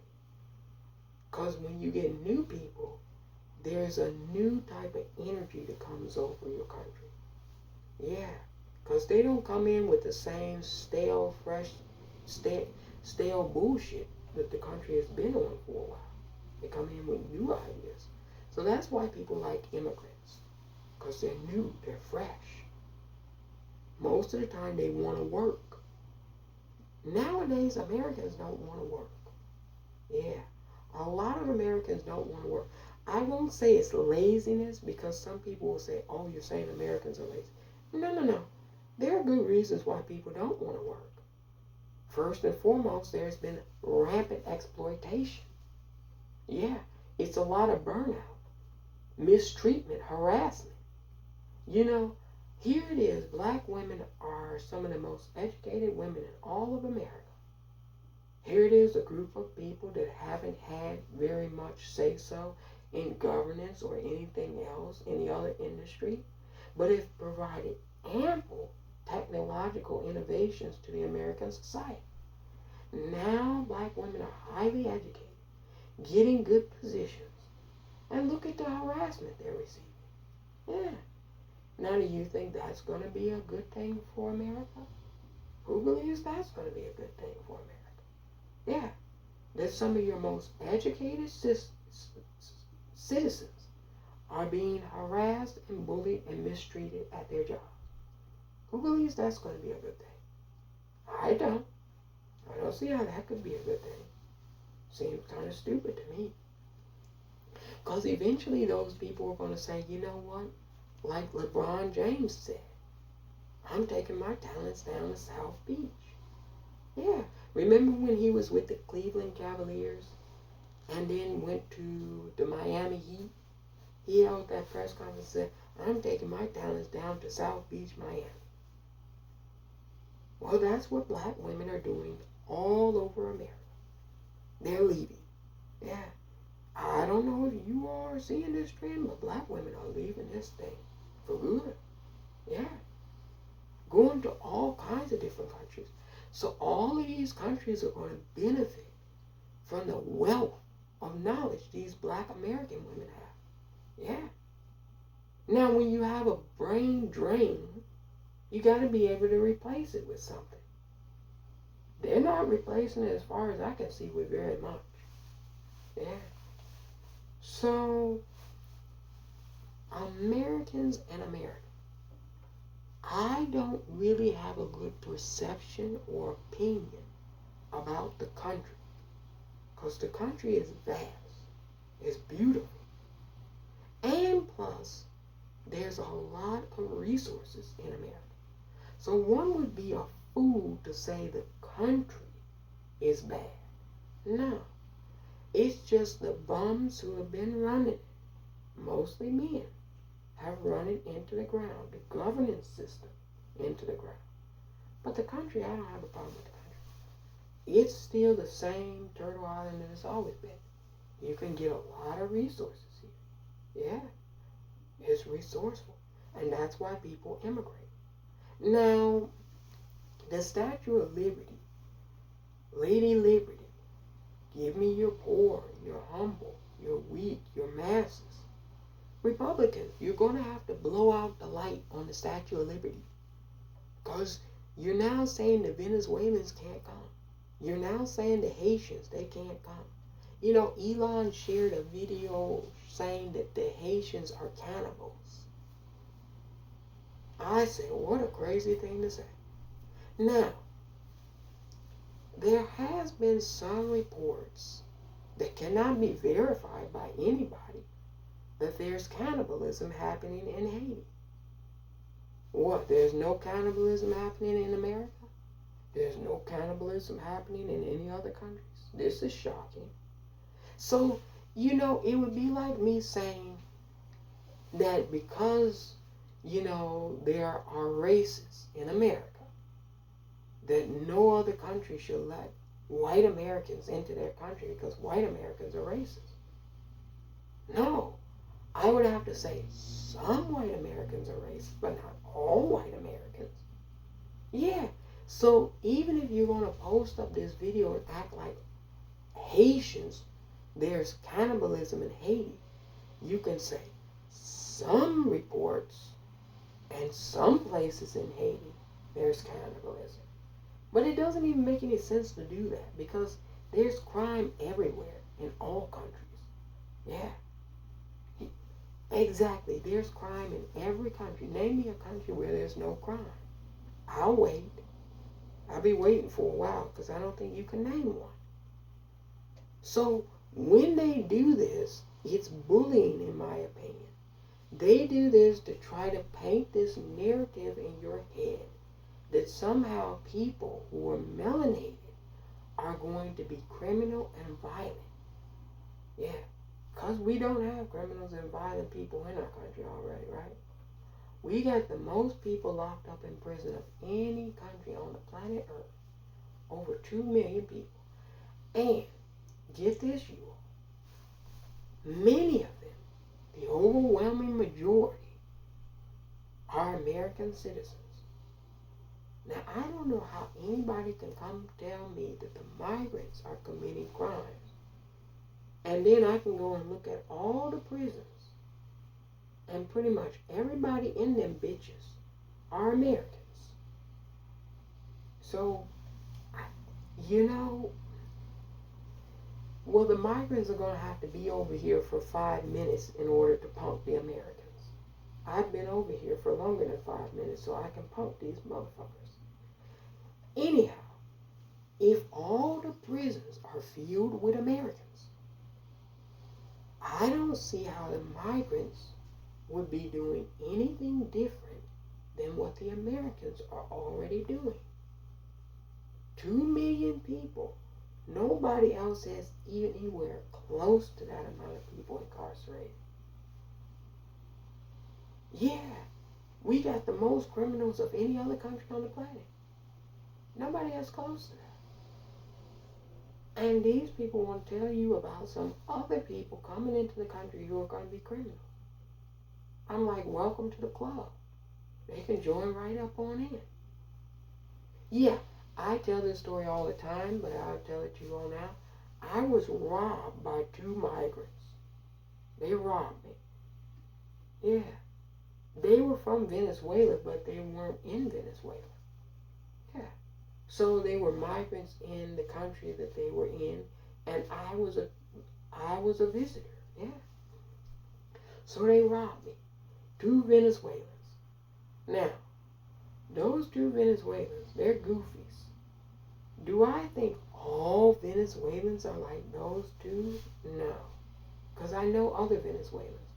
But even if I didn't, would I think those 2 individuals, those 2 goofballs, would be representative of every Venezuelan? No. It's those 2 goofballs. Those are the goofies. Yeah. Not everybody. So of course you're going to have a criminal element. They're like, this is how you can tell that it's bullying too. Anytime a migrant does anything criminal, you're going to hear about it non-stop, 24/7, wall-to-wall coverage in your community. Now, when an American commits a crime, it's a little blip on the news. Such and such shooting happened today. Yeah, and then that's it. That's the end of it. Might get written in a newspaper, and that's the end of it. Migrant commits a crime, and it's going to be wall-to-wall coverage. This migrant stabbed somebody. You're going to hear non-stop about this. And I'm just like, wait a minute. This is not how crime is reported when an American does a crime. Why don't we report the story the same way for the migrants as we report it for the Americans? Yeah. I don't hear wall-to-wall coverage when somebody gets stabbed by an American in a bar. You know, in New York, there was a story I heard about, sad and tragic. There was a bouncer at this bar in New York. He was getting into an altercation. Another guest of the bar, he got into an altercation with another worker, the bartender. Him and her got to arguing. So the bouncer, he came over and tried to separate the 2. This individual stabbed the bouncer to death. Do you know nobody helped out? No. All Americans were in this bar. Nobody intervened to try to stop this man from stabbing this man to death, except for the bartender who called the police. But that was it. All the guests kept walking by acting like this man wasn't bleeding out in the middle of the bar. Yeah, straight up in New York, Americans. Yeah. Did you hear wall-to-wall coverage stories about this? No. Now, had that been a migrant? Had it been a Venezuelan? Oh, we would have heard stories about how New York is so unsafe. The Venezuelan migrants are killing our citizens. You get my point here? You get what I'm saying? So I want it to be reported the same way. Because you all, I can tell when you want to bully somebody or a group of people. Yeah. You report it in a different manner and fashion. You don't report it the same way. Translation, your bias comes across. You're letting your white supremacy show. It's a bunch of them that's doing it. And I just wanted to call it out because it's grotesque. Yeah, it's un-American and it's grotesque. Just report it the same way you would report it if an American did it. If Lakeland Riley was stabbed to death or done that way by her boyfriend, remember Gabby Petito? They reported that nonstop about her and her boyfriend. Now, you don't hear nothing more about Gabby Petito. You don't remember any president meeting with Gabby's family, do you? Do you remember any president meeting with Gabby's family? Trump he's meeting with Lakeland's family and all of this because it's a migrant. But Gabby Petito, I don't remember any president meeting with her. All of us were talking about it. The whole entire country was talking about Gabby Petito and how her boyfriend had unalived her. The whole country was talking about Gabby Petito. And it was tragic and horrible what happened to her. But nobody said her boyfriend, those type of people, they shouldn't be in America. Nobody said all of that. So why are you doing this with this one dude who's an evil person, and if you adjudicate him and find him guilty, throw him in prison for the rest of his life? Why are you doing this and trying to act like it's all the migrants in Venezuela when it's one dude? Yeah. We have all these police killing unarmed black American citizens all throughout the country. Nobody says all these white dudes to get on the police force are evil, killing black people. Nobody says that. Yeah. Exactly. So all I say is report it the same way you would report it if an American was doing something. Report it the same way. Yeah. Exactly. That's how you can, usually that's a telltale sign of how you can tell they want to bully that group. That's bully culture. Yeah. Americans are bullies. I say this all the time. Americans are bullies. People wonder why there's so much bullying in the schools, why the kids do it. It's because the adults do it. All adults do it all the time. What do you think racism is? That's bully culture. Racism is bully culture. If you didn't know, now you know. That's bully culture. There's more, the reason racism is so bad in America, there's more white Americans than there are black Americans. So they can bully. But if there were the same amount, you wouldn't have bullying. That's what bullies do at school. It's 3 boys and there's one person they don't like in school. So we'll jump that one person. And then the rest of us will get the rest of the people to join in and laugh, ha ha, he he. And it's funny. That's bully culture. That's what America is. We're a bully nation. We go around bullying people. We've done it for a long period of time. So long people don't even know that they're bullies. They think it's normal what they do. That's normal behavior. Bully behavior is so ingrained in American society from when you're a kid to when you become a grown-ass adult that people don't even call it bully culture. Yeah. That's all racism is bully culture. Misogyny too. That's all it is. Women can't do this. Women can't do that. That's bully culture. That's men bullying girls. You saw it in the schools. Didn't the little boys bully the girls? And the teachers would let them get away with it? Did you not see that in the schools? I grew up saw it. I saw teachers allowing boys to bully girls and saying, "Oh, that's just Johnny. Boys will be boys." Making excuses for it, right? Not wanting to stop that. Not wanting to say, "No, Johnny can't do that." You saw him in the schools. You would give Johnny 10 apples and tell Johnny, pass out all the apples to different students. And Johnny would take all the apples and sit them at his desk and not pass them out. And the teacher would say, "Johnny, I told you to pass out the apples. I don't want to. The apples are mine. I want all of them. Why should I give them to anybody else?" Aren't they selfish now? Don't they say, we can't have diversity, equity, and inclusion? Black people can't do this. Women can't do this. Aren't they selfish? It's still the same people. Yeah, they were like that when they were little kids. Y'all didn't do nothing when they were little kids, so they grew up to be bullies. We all know what this is. So it's not that I have a problem with the country. I have a problem with the people you all have allowed to run the country. You've allowed some bullies to run your country. Yeah. And these are not the smartest of bullies either. Because even a smart bully at this point would say, oh my goodness, our bullying has got us in real bad trouble. We're really behind. And somebody else could come along any day now and bully us. And we would all be feeling the pinch. Yeah, these are not even smart people that are bullying. Because I don't know. It doesn't take a rocket science to know any day this thing might tip over. Is it just me, or do you all not feel comfortable either?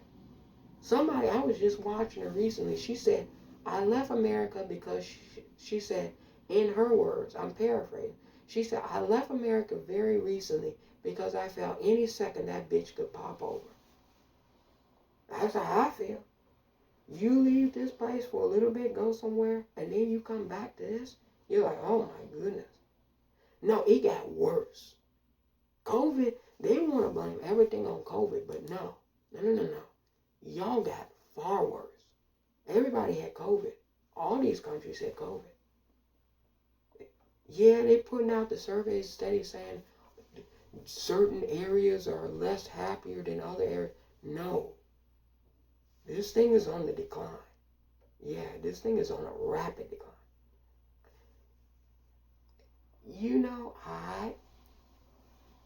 It won't be for me. It won't be for me. How long ago was it? 2 years ago now. They fucked around and found out for 2 years now.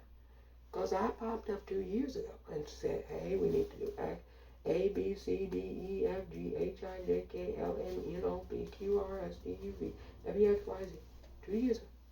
No, somebody said 3. 3 years ago. 3 years ago.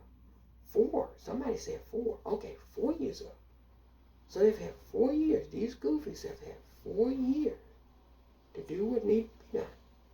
Have they done what needed to be done? Look around. Let me know if you think they've done what needed to be done.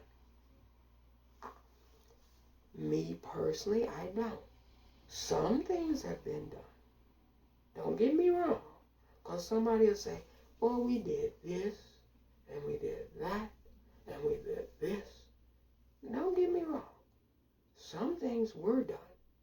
But you got to think about how far that imbecile, can I call him that? Can I call him an imbecile? How far that imbecile put us behind the 8 ball. I want to say it was about 100 years. I've heard some experts say it was 60. I've heard some people say 40. You know what I haven't heard anybody say? 4. Because each president gets 4 years. And you're supposed to advance the society, not take it backwards 40, not 60, not 100. You're supposed to take it forward. And he put it in reverse. The R definitely stands for Republican because they put the country 100 years in reverse. It's almost, no, somebody said it's gotten so bad it feels like segregation. Yeah. No, it's worse. To me, it's worse. Because when you've experienced something, when you've done something, there's no way you should want to do it again, especially if it wasn't working out well. How the hell are they talking about voting rights, giving black Americans voting rights in 2024 when I read that Martin Luther King got that in 1965? Now we're going into 2025, so think about that. 65, 75, 85, 95, 2005, 2015, 2025. That's like about 70-something years, 80 years ago. We're talking about something that was won 80 years ago, doing it again in 2024. What for? I thought it was done in 65. Yeah. Does it make any sense to anyone that a group of citizens have to keep having their voting rights come up? What is this nonsense? Why do citizens keep having to have their voting rights voted upon? Why isn't it just permanent? Because black Americans don't have full equality in this country. That's why. Now you explain to me why a country and the folks that call themselves decent ended slavery in 1865 and we're in 2024 and black Americans still in 2024 do not have full equality as citizens under the law and under the Constitution in this country. Explain that to me. Please, make it make some sense. I need to hear an explanation really quickly. Yeah, 2024 still don't have full equality. Yeah, because you can't have full equality if you're still talking about a Voting Rights Act. And they're talking about renewing it. What do you even need a Voting Rights Act for? Every citizen should just be able to vote, period. Yeah, I don't get it. Does anybody else understand? Do we have an Asian Voting Rights Act? Do we have a Irish Voting Rights Act? Do we have an Italian Voting Rights Act? Do we have a Polish Voting Rights Act? No, just a black Voting Rights Act. Why? 2024. Right. I know I can't be the only one asking that question or thinking it. Yeah. So this is what we're dealing with, you all. We're dealing with folks who want to make claims that they're decent. But I haven't seen it. Yeah. The morality part, people will go to some cult gathering.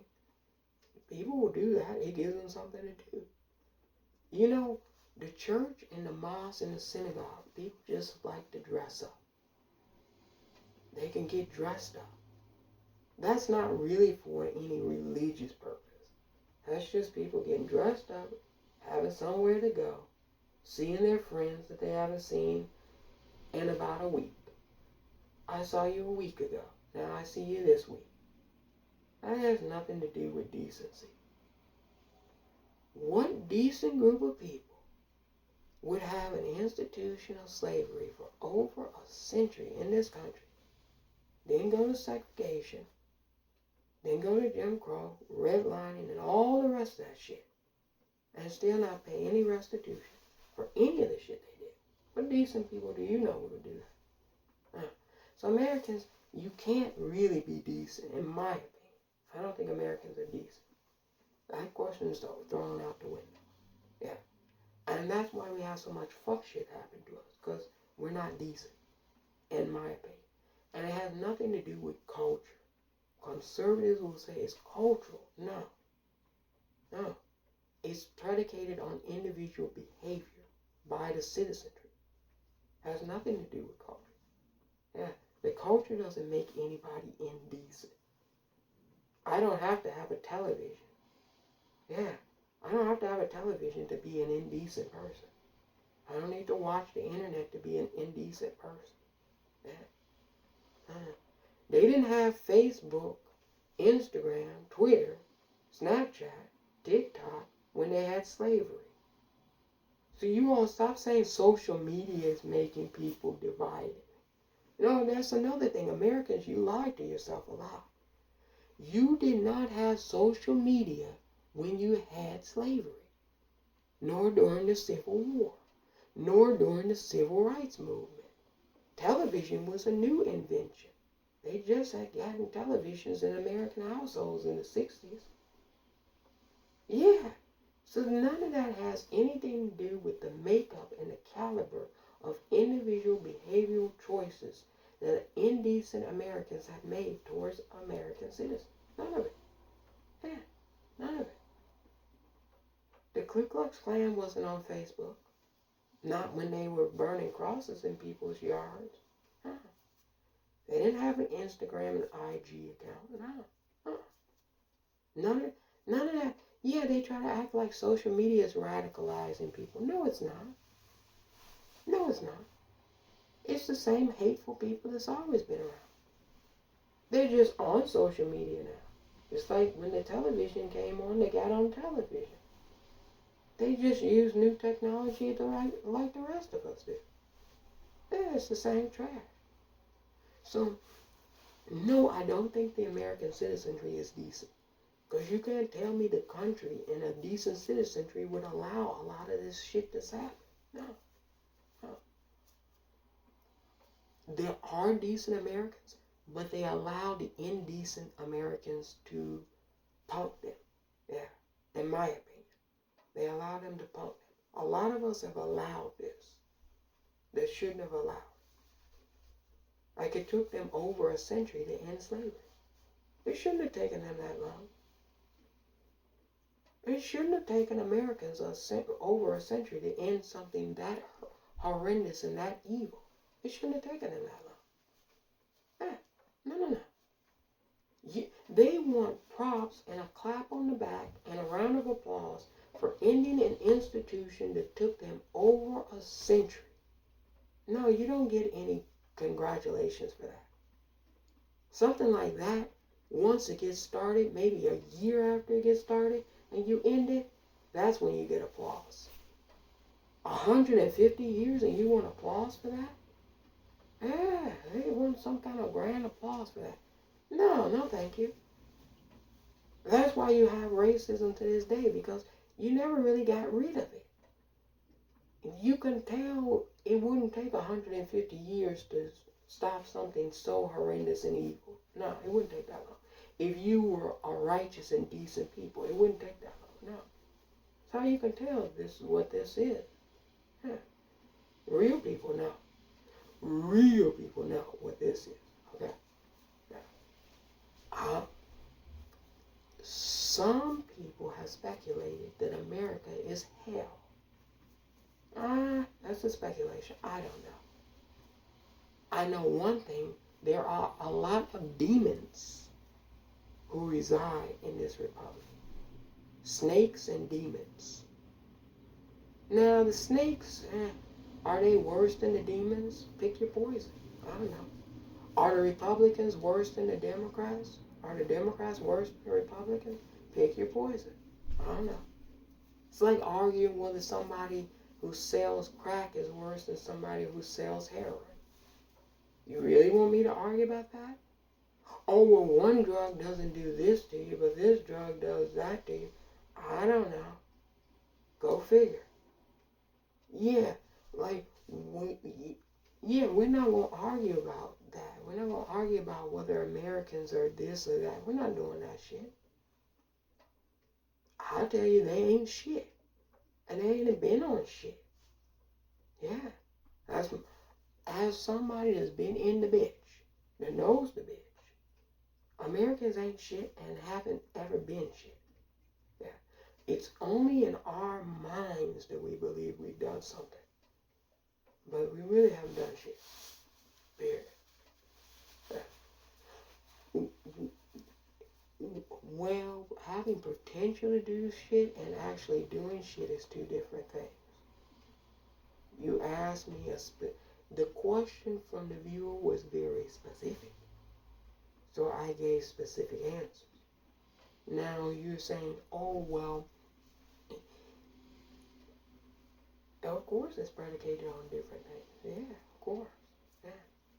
I didn't say everybody. I didn't say majority. You notice in this, if you listen, a lot of people probably didn't listen or tuned out. But if you listen, I didn't say majority. I didn't say minority.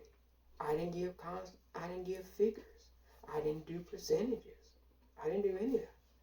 I talk very much generically. Very much generically.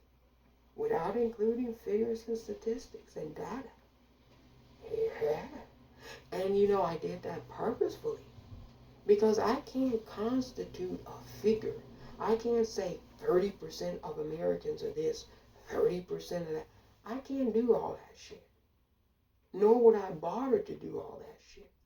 I can just look at the broad picture and make an assumption predicated on the broad picture about a thing. Yeah. Now, if you want to input data and statistics on things, that's fine. My personal opinion about that is it's moot and pointless to do it. Because you can tell me, I tell you why I don't put too much stock in it. You can tell me 37% of people agree with this, and 57% of people agree with that. Okay. You know what I hear? A lot of people disagree, and a lot of people agree. Because if you're telling me 37% of millions, hundreds of millions of people, that's millions upon millions of people. That's a large percent. So anytime you get big numbers where there's big disagreements, it doesn't really matter. Yeah, because that's still going to be millions of people. It's 37% of millions. It's 57% of millions. So why would I care? So it doesn't care. I don't care whether it's the majority or the minority. I don't really care. Those things don't bother me. I'm talking generically. This was a generic presentation about what I thought about Americans and America. Yeah. The land increasingly, the land has gotten a little tricky to live on. You know, crops are not growing in the Americas the way they're supposed to be. I don't know if you all know this, but all throughout the Americas, there's been a drought. The past 7 years in all of the Americas, whether you're talking about South America, Central America, North America, there's been a drought. Yeah, it's been no rain. I made that video a long time ago. I said, pray for rain. And people didn't understand what I was talking about. But there's been almost no rain. That's why you got that wildfire in Texas, the largest one in Texas history. It's been bone dry. And it's not just in the South. It's everywhere. It's been bone dry. There's no moisture anywhere across the Americas. Yeah. Notice that. You go to places and you'll feel dry. You'll just be like, oh my goodness, it's dry. And you'll equate no moisture with hot weather. No, there's no moisture. Yeah, it's just dry. And then it's hot, so you don't think, with heat there should be moisture because I'm sweating, right? But you're not even sweating. There's no moisture in there. There's no precipitation. So it's just dry. So that's why Hawaii caught on fire. The winds caught that fire and kept moving it. That's why Texas caught on fire. It's been bone dry. And when I say bone dry, I mean bone dry. I went somewhere, this was a couple years ago, and I was doing an examination of plants. And I was looking at the plants, the foliage, it was brown, dark brown. Many pieces had fallen off. Now, this area where I was looking, it was cordoned off. They had signs to say you can go back there and look at this. Well, you know, I'm a detective by nature. So I went around the signs and I wanted to look. I could touch the plants. I could smell them. I could see that they had been bone dry. There was no rain. So I saw somebody walking around back there. And I stopped the individual. I said, how long has it been dry like this? How long has there been no rain? And the person was like, oh, you know, it hasn't rained in a while, you know. It rains, but not for long. They didn't want to tell me it was bone dry. Yeah. I could tell the person was lying to me. Because there were hoses set up, water hoses everywhere. Now, you wouldn't have had water hoses if it was raining, right? Because water hoses wouldn't be necessary. The water hoses were there because they were trying to water it, but they gave up. They're like, you can water it every day, but then that's less and less water. Yeah. It was bone dry. And this was years ago. This was in the South. South America, to be more exact. So I was like, wow, it hadn't rained in a while. Yeah. And notice, even when it rains, it doesn't rain for very long. Yeah. so the moisture doesn't stay in the atmosphere very long. Now think about this. Now this is going to be weird, because I just learned this. Every time they shoot up one of those satellites, those rocket ships, those SpaceX rocket ships, with those satellites in there, they blast a hole through the Earth's ozone layer 10 miles wide. Let me repeat that, because a lot of citizens don't know what's really going on. Every time Elon sends up one of those SpaceX rockets with those satellites that he's spreading all across the planet, that's going to be great, right? Every time he blasts up one of those rockets, he puts a hole through the Earth's ozone layer 10 miles wide. Think about how many SpaceX satellite rocket ships he sent up there, putting holes all throughout the Earth's ozone layer. Now, you don't think that's having effects, radiation effects, causing all kinds of ecological damage on the planet? You'd have to be a fool not to think so. So why do these governments keep allowing him to shoot these rockets and break through the ozone layer of the planet? That's a crime against all of us as species on this planet.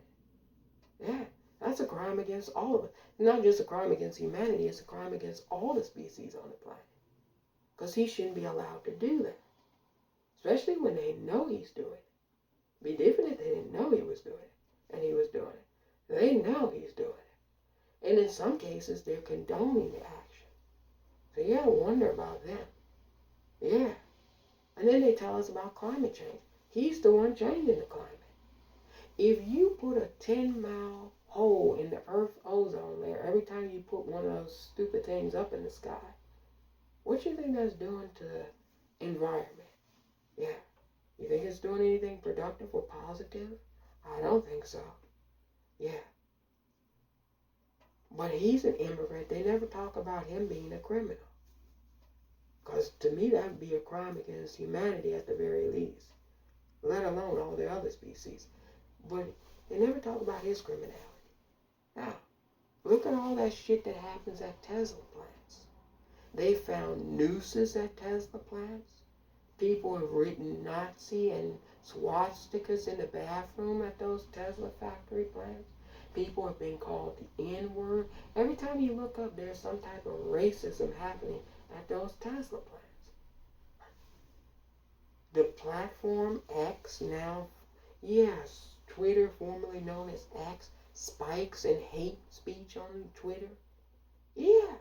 As soon as he took over, they said there was a 5,000% increase in the usage of the N-word, a racial slur, on X, as soon as he bought the platform. No, it wasn't a week after he bought the platform.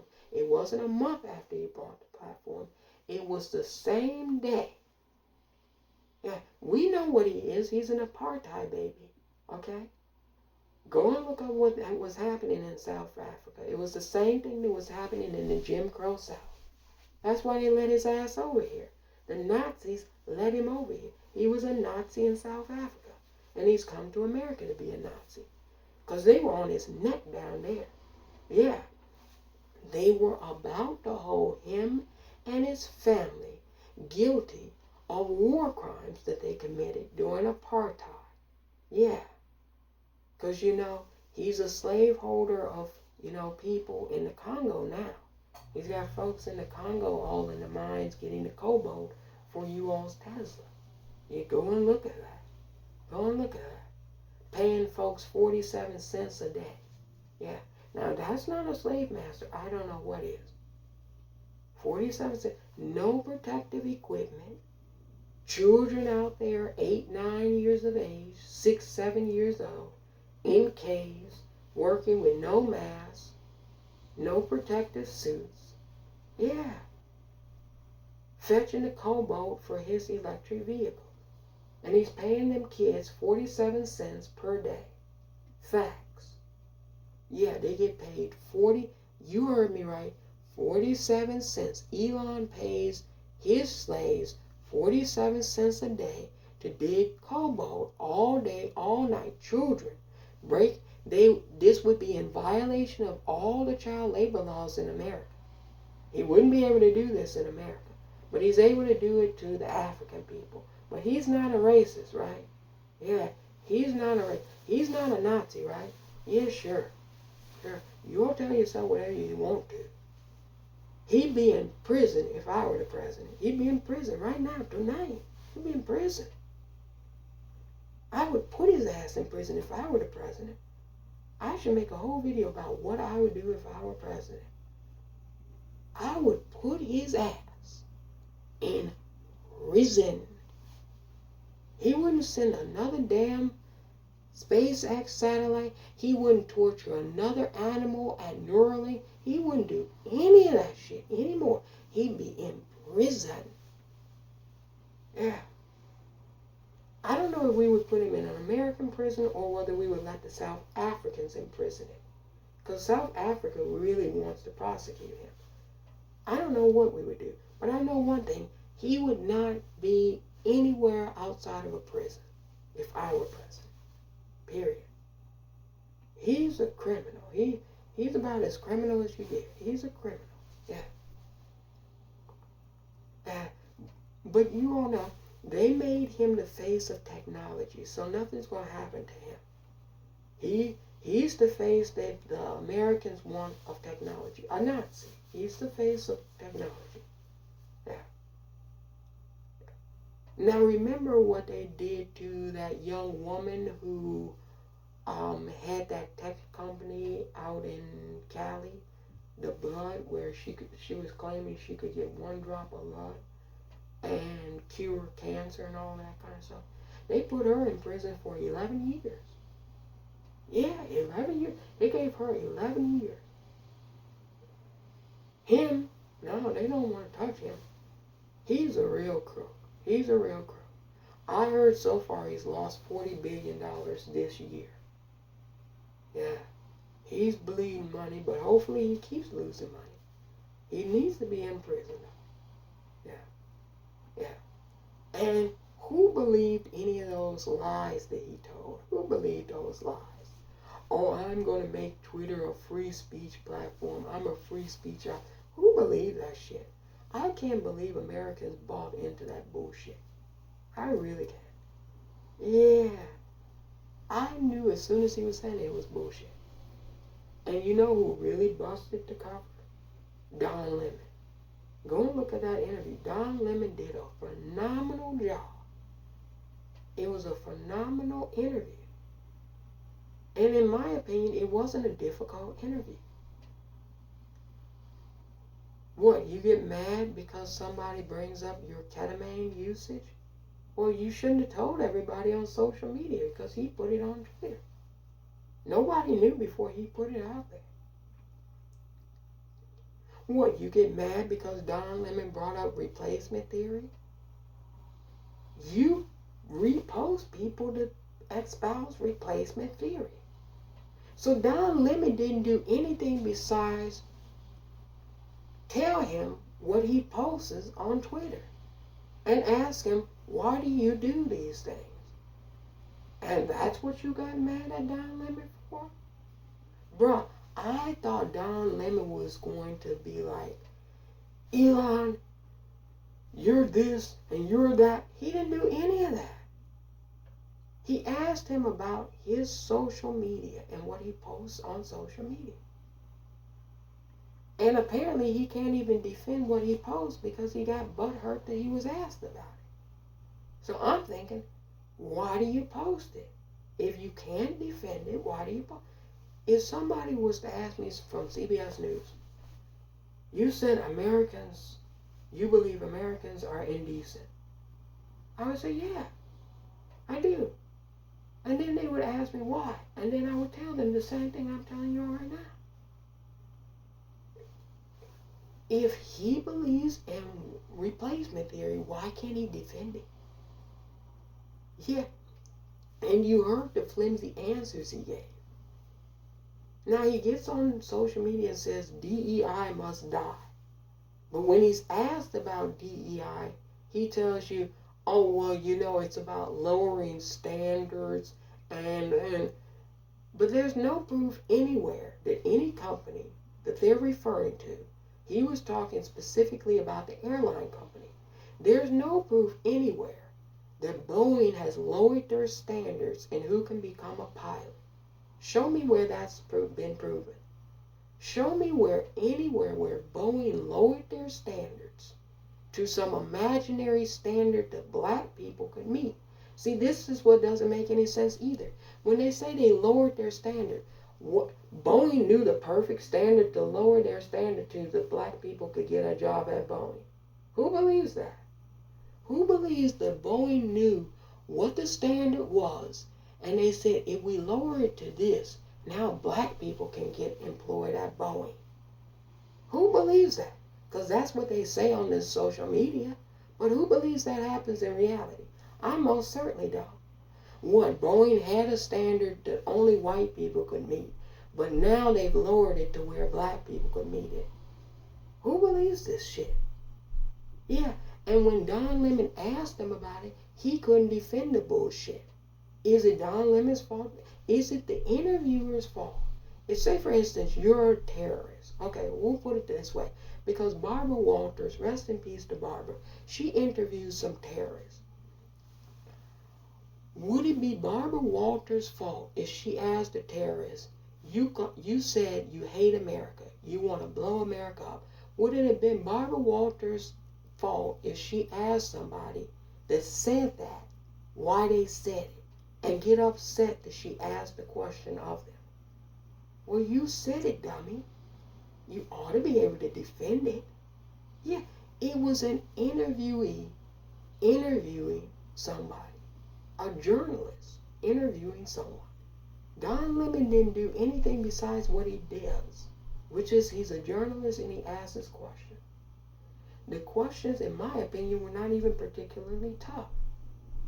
Elon said some really dumb shit and then asked him after the interview, hey, let me see it so he could, and you know why he asked to see it?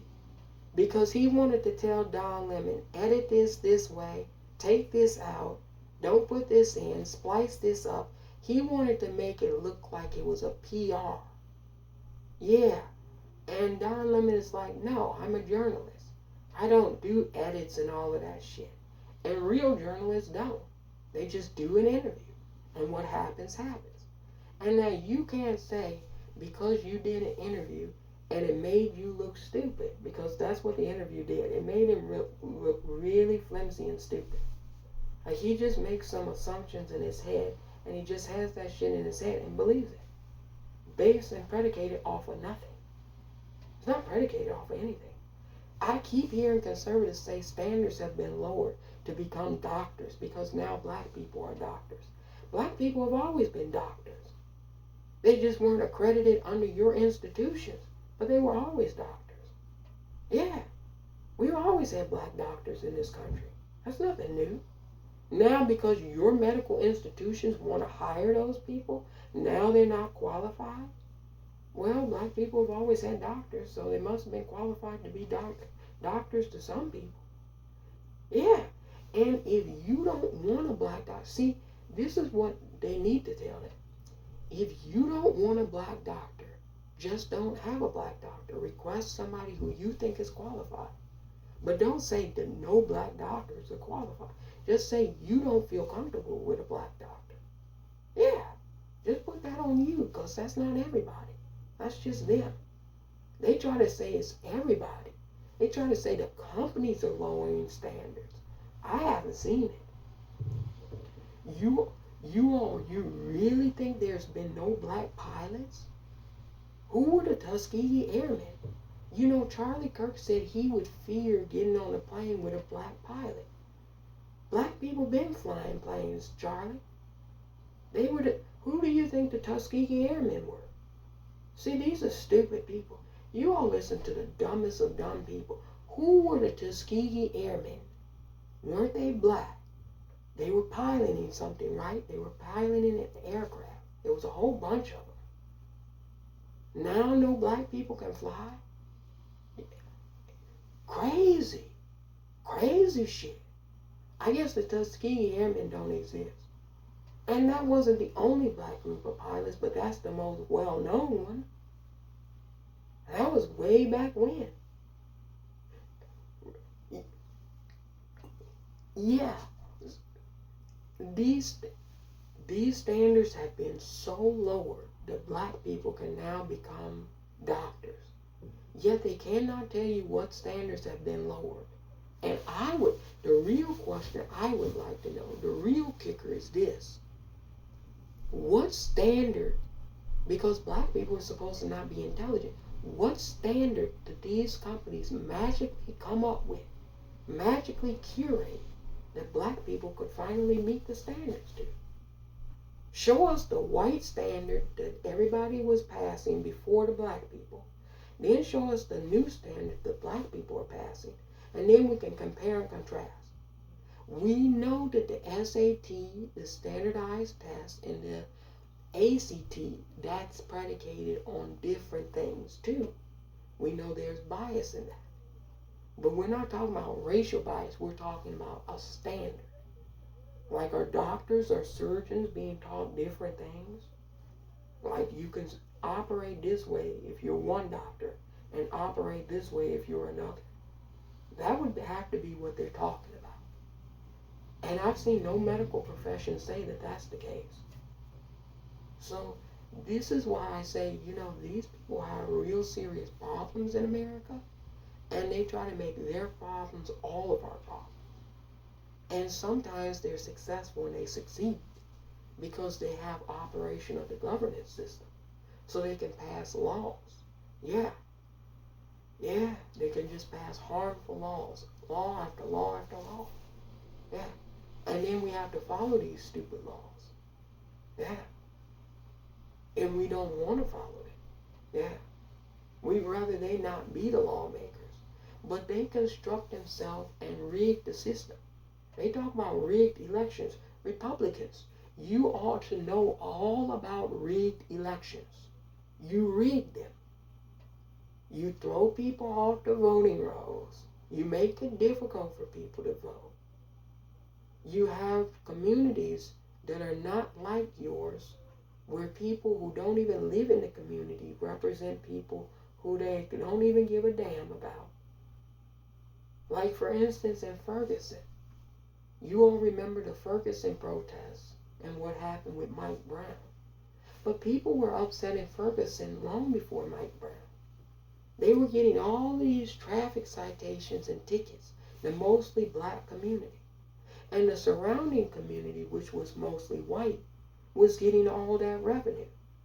Yeah, from all the tickets that they were getting in Ferguson, the mostly white community was living off of that money. Yeah. And so that's why the citizens in Ferguson were so upset when Mike Brown happened. Because it wasn't just Mike Brown. It was the racism of the Ferguson board, who was all white, representing an almost all black community. Yeah. Diverting all of their resources. Now, this is when I talk about racism, structural racism. You had a mostly white Ferguson board diverting all of the economic resources from the community to a community that was mostly white, and the community where most of those board members lived. Yeah. So they were stealing the money from poor people to give to rich white Americans in a community over. In Ferguson, Missouri. Yeah. Go read all about it. This was what was happening. And that's what led to the Ferguson uprising. They just tell you, oh, people were uprising, people were rioting and stuff. They don't tell you what led to it, though. See, that's another problem, this reporting, this skewed reporting that you have. And you get that because there's a bias in the media. Yeah, you have biases in the media. What media company do you know is owned or run? What large media company do you know is owned and run by black Americans? None. So black Americans can't report that they're being exploited in Ferguson. They can't report that there's bad water, contaminated water in Flint. That Mississippi won't fix their water crisis. That they're trying to take over their airport in Jackson. They can't report all that because they have no media to report it. Yeah. It's all corporate. It's all white owned. Yeah. This is a fact.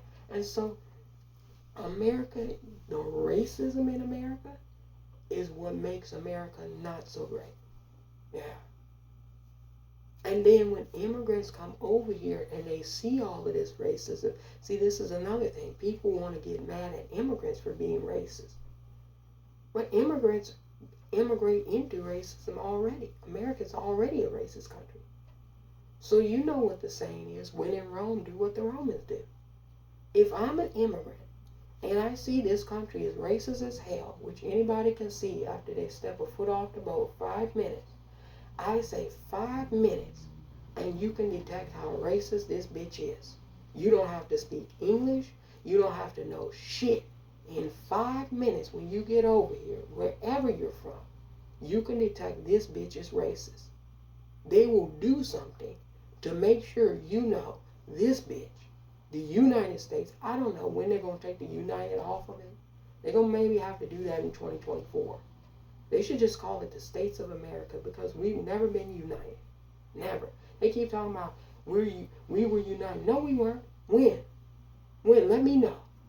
Let me know the time, the year, the day we were united. We were never united. They should just drop the united part and put the States of America. So here goes these folks. Like you would know 5 minutes once you get a foot off the boat that this bitch is racist, okay? She makes no bones about it. She's racist, okay?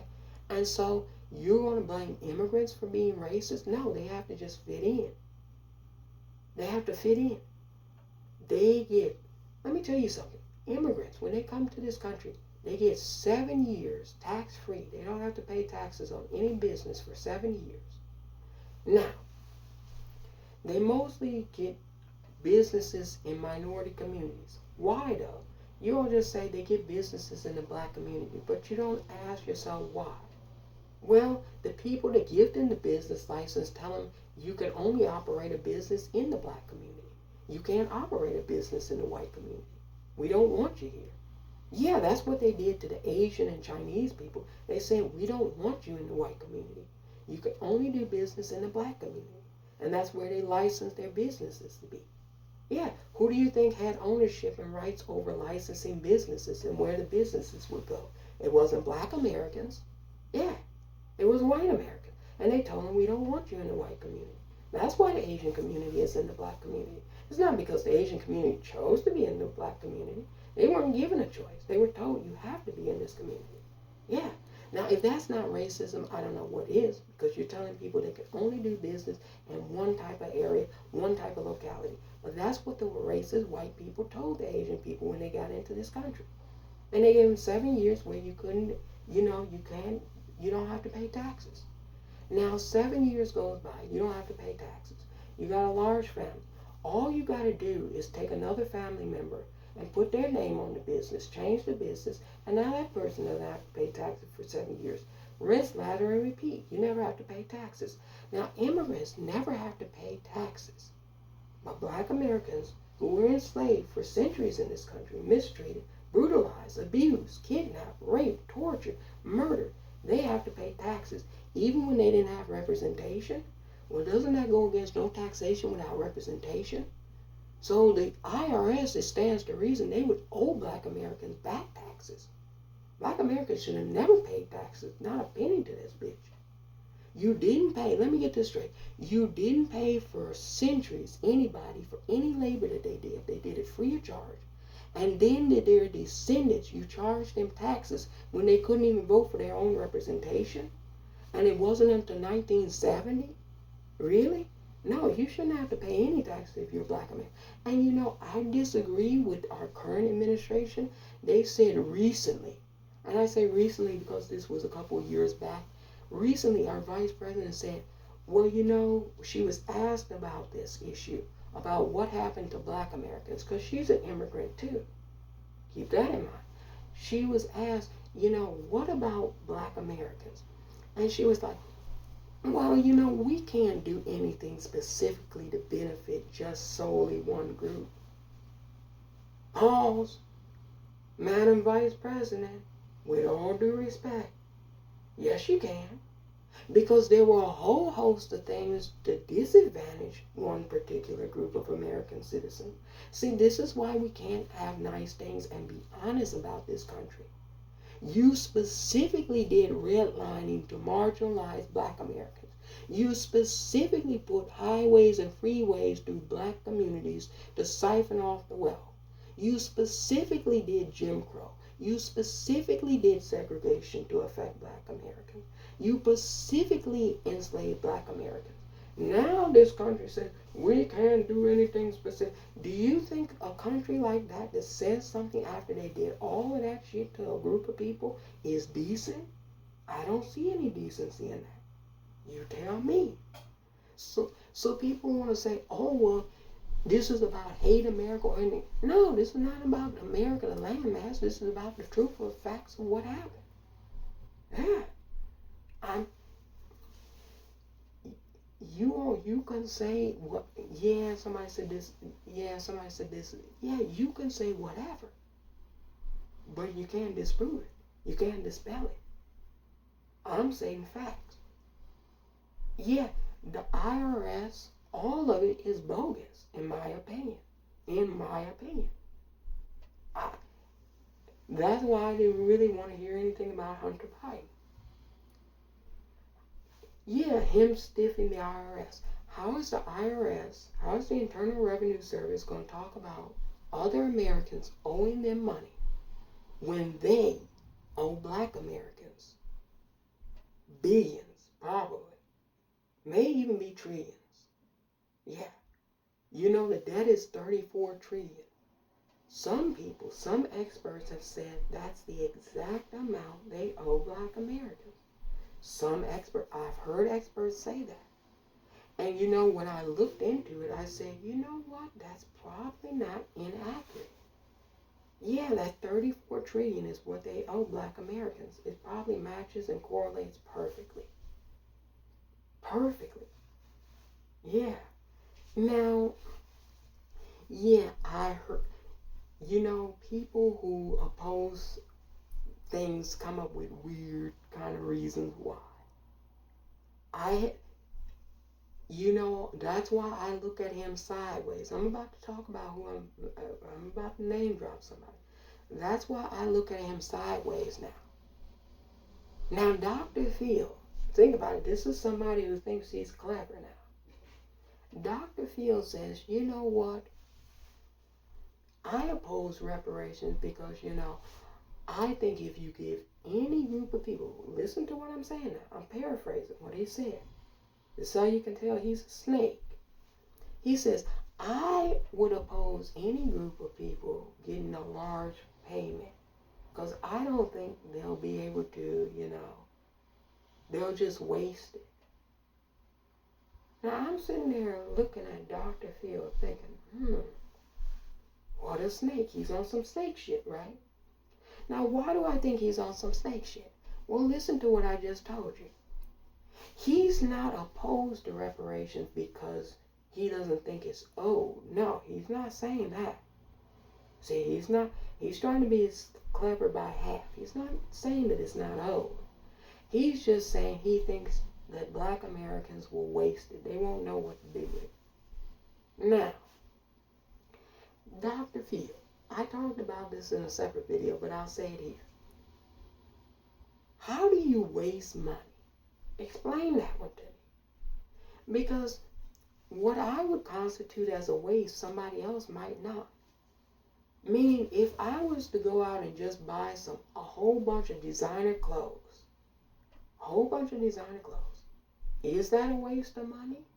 Well, if that's what I'm interested in, if that's my like, then no. And it's not a waste of money to the designer who's getting paid money off of those clothes being sold. It's not a waste to the retailer who sells those clothes. So that goes to tell you, no money that you spend in an economy can ever be constituted as a waste. Because there's some industry that's going to benefit. There's some company that's going to benefit. Somebody had to make the thing that you're purchasing. So at the very least, if a whole bunch of people want to go out and buy liquor, buy drugs, hey, the drug and liquor companies are going to make a fortune. Yeah, a whole bunch of people want to buy Gucci and Prada. Gucci and Prada are going to make a fortune. So there's no such thing as a waste of money. They never say when rich people buy yachts that that's a waste of money. Doesn't Bezos have one of the biggest yachts on the planet? Was that a waste of money? No.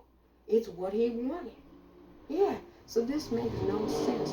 And see, they only would say that kind of shit because they're trying to be racist by half. They don't want to come out and say that they're racist, but they're trying to do it in a clever way. Now, do I think somebody like that is decent? Absolutely not. Because a decent person would say, you know what? If something is owed to somebody, then we should pay what's owed to them. That's what a decent person would do. A decent person, if they have an IOU, they pay what they owe. That's why they call it an IOU. Indecent people and immoral people, they would come up with all types of excuses, the weirdest of excuses, as to not do what they know they need to do. And then people say, oh, well, this is about America. No, it has to do with the citizenry. Each and every citizen has behaviors and choices they make. Don't try to put this on the whole or collective or a group. It's individuals.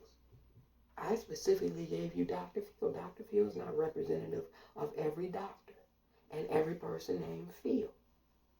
Yeah, I specifically gave you an individual.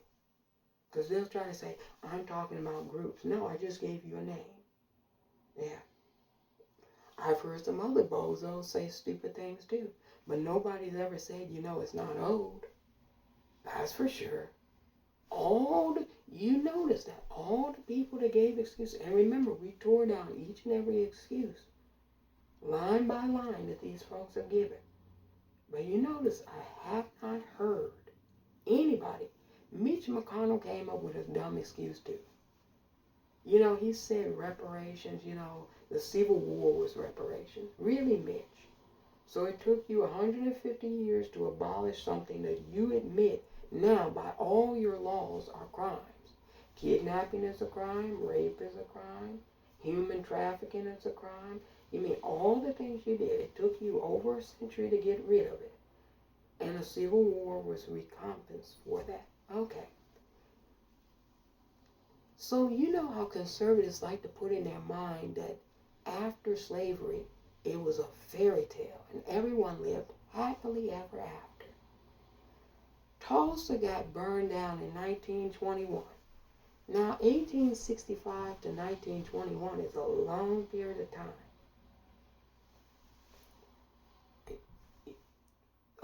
Yeah, you had the Jim Crow South, you had segregation.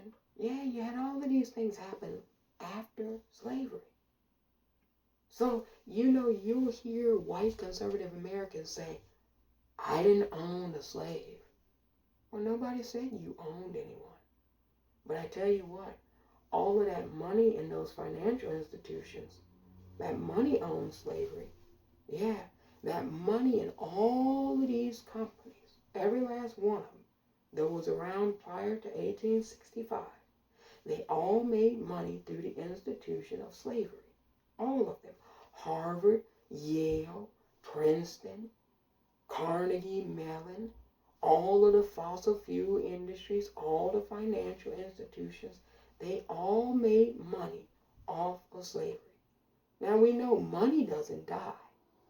So you inherited slave money. Yeah, you had time to generate, and all of that generated a return on investment. Yeah. And now they say, you know what? Because I didn't own a slave, we don't owe for slavery. We don't owe for segregation or any of the other fuck shit. No, that's not how it works. Yeah. Because they never talk about the money in the system. And all of that is predicated off of slavery.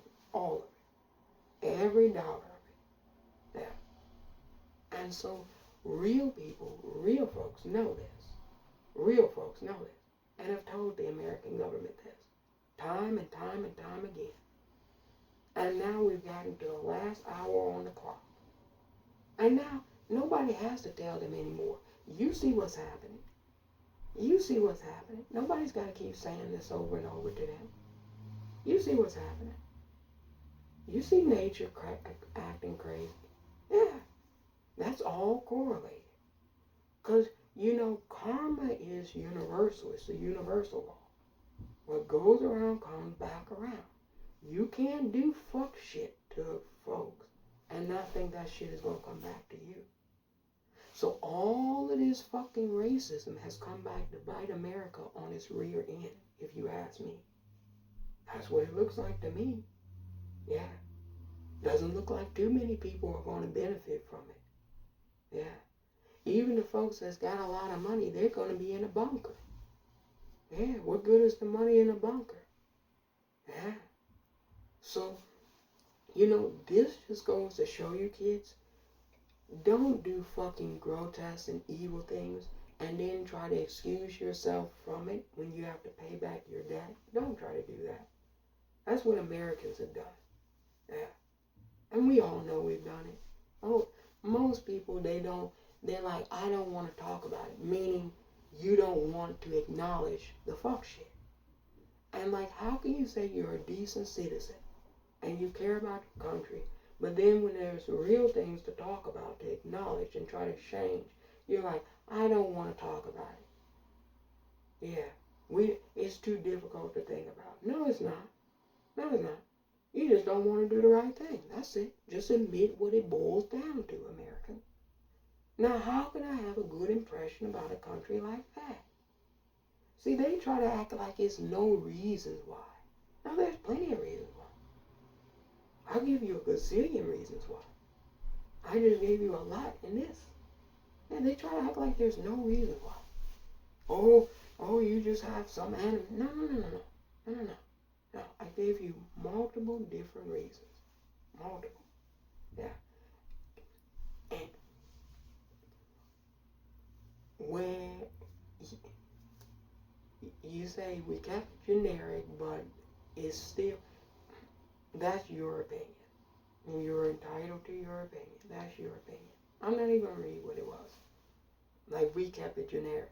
No, I talked about what the questioner's question was, which is, what was my opinion about America and Americans? I answered that question. Just because you came in a day late and $1 short doesn't mean that I didn't answer it. We talked about that extensively. Yeah?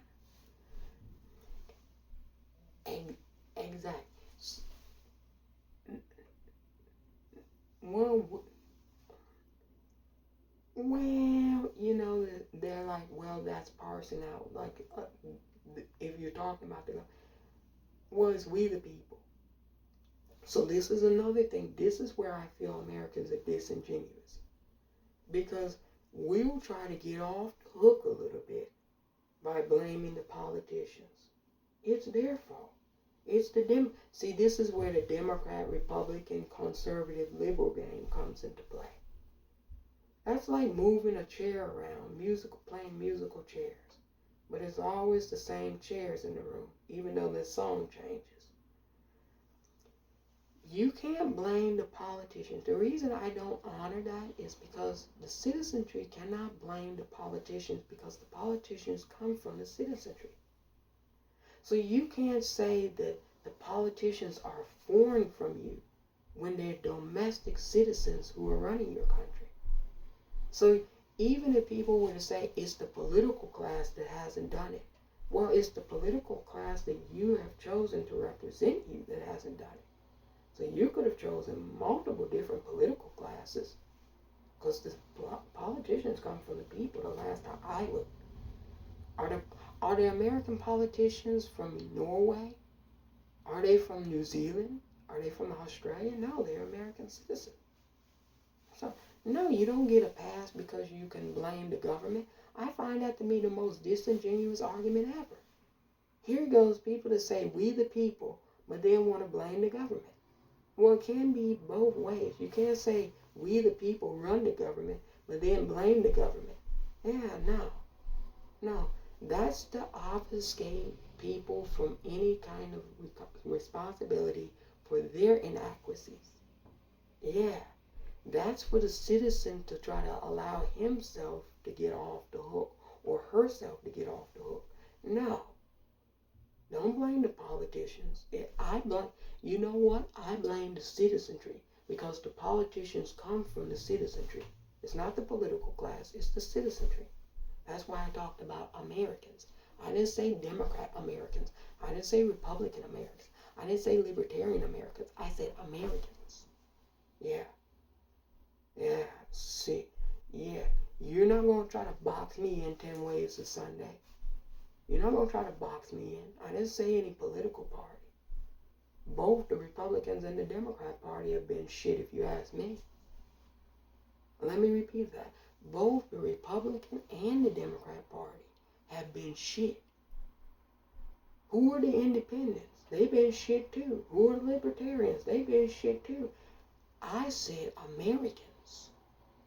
Yeah, don't try to give me your political opinion or label. I don't want that.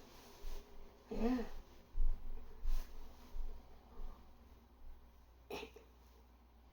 Yeah.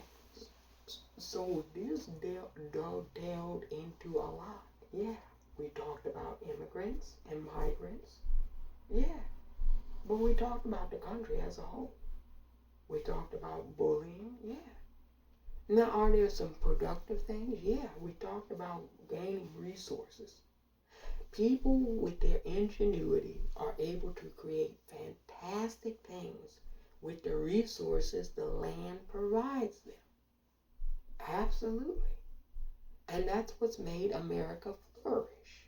Always has. Yeah. However, at the same time you're taking things from the land for your preservation, you're also being very destructive to the land. You know, climate change and all of those things are due to people's behaviors that are corrosive to the environment. Yeah. You look at all of the things people do, it's not productive for the most part. You know, the technologies could be built in a far more environmentally friendly way. People choose to cut corners because of money and build things that are not so environmentally friendly. Facts. There are usually alternatives. I give you a prime example. Food, the most basic necessity of every species on this planet. Food. There are environmentally sustainable ways to garner food and nutrition. Do Americans do that? No. We do the most unenvironmentally friendly ways to process and consume food. This is a fact. Yeah, we could all be plant-based. We're not. That's a choice that we as individual citizens are making. We could all choose to be plant-based. We could all stop contributing so much methane gas to the planet. Yeah, we don't do it. So is that a political issue? When you make a choice 3-4 times a day to consume what you consume, that's not any politician telling you. See, this is why I'm not going to try to put some politicians under the bus when the bus should be for all of us. Yeah, we're not doing that in 2024. We're not putting anybody under the bus because the bus should be for all of us. Yeah, you can't blame anybody for telling you what to eat.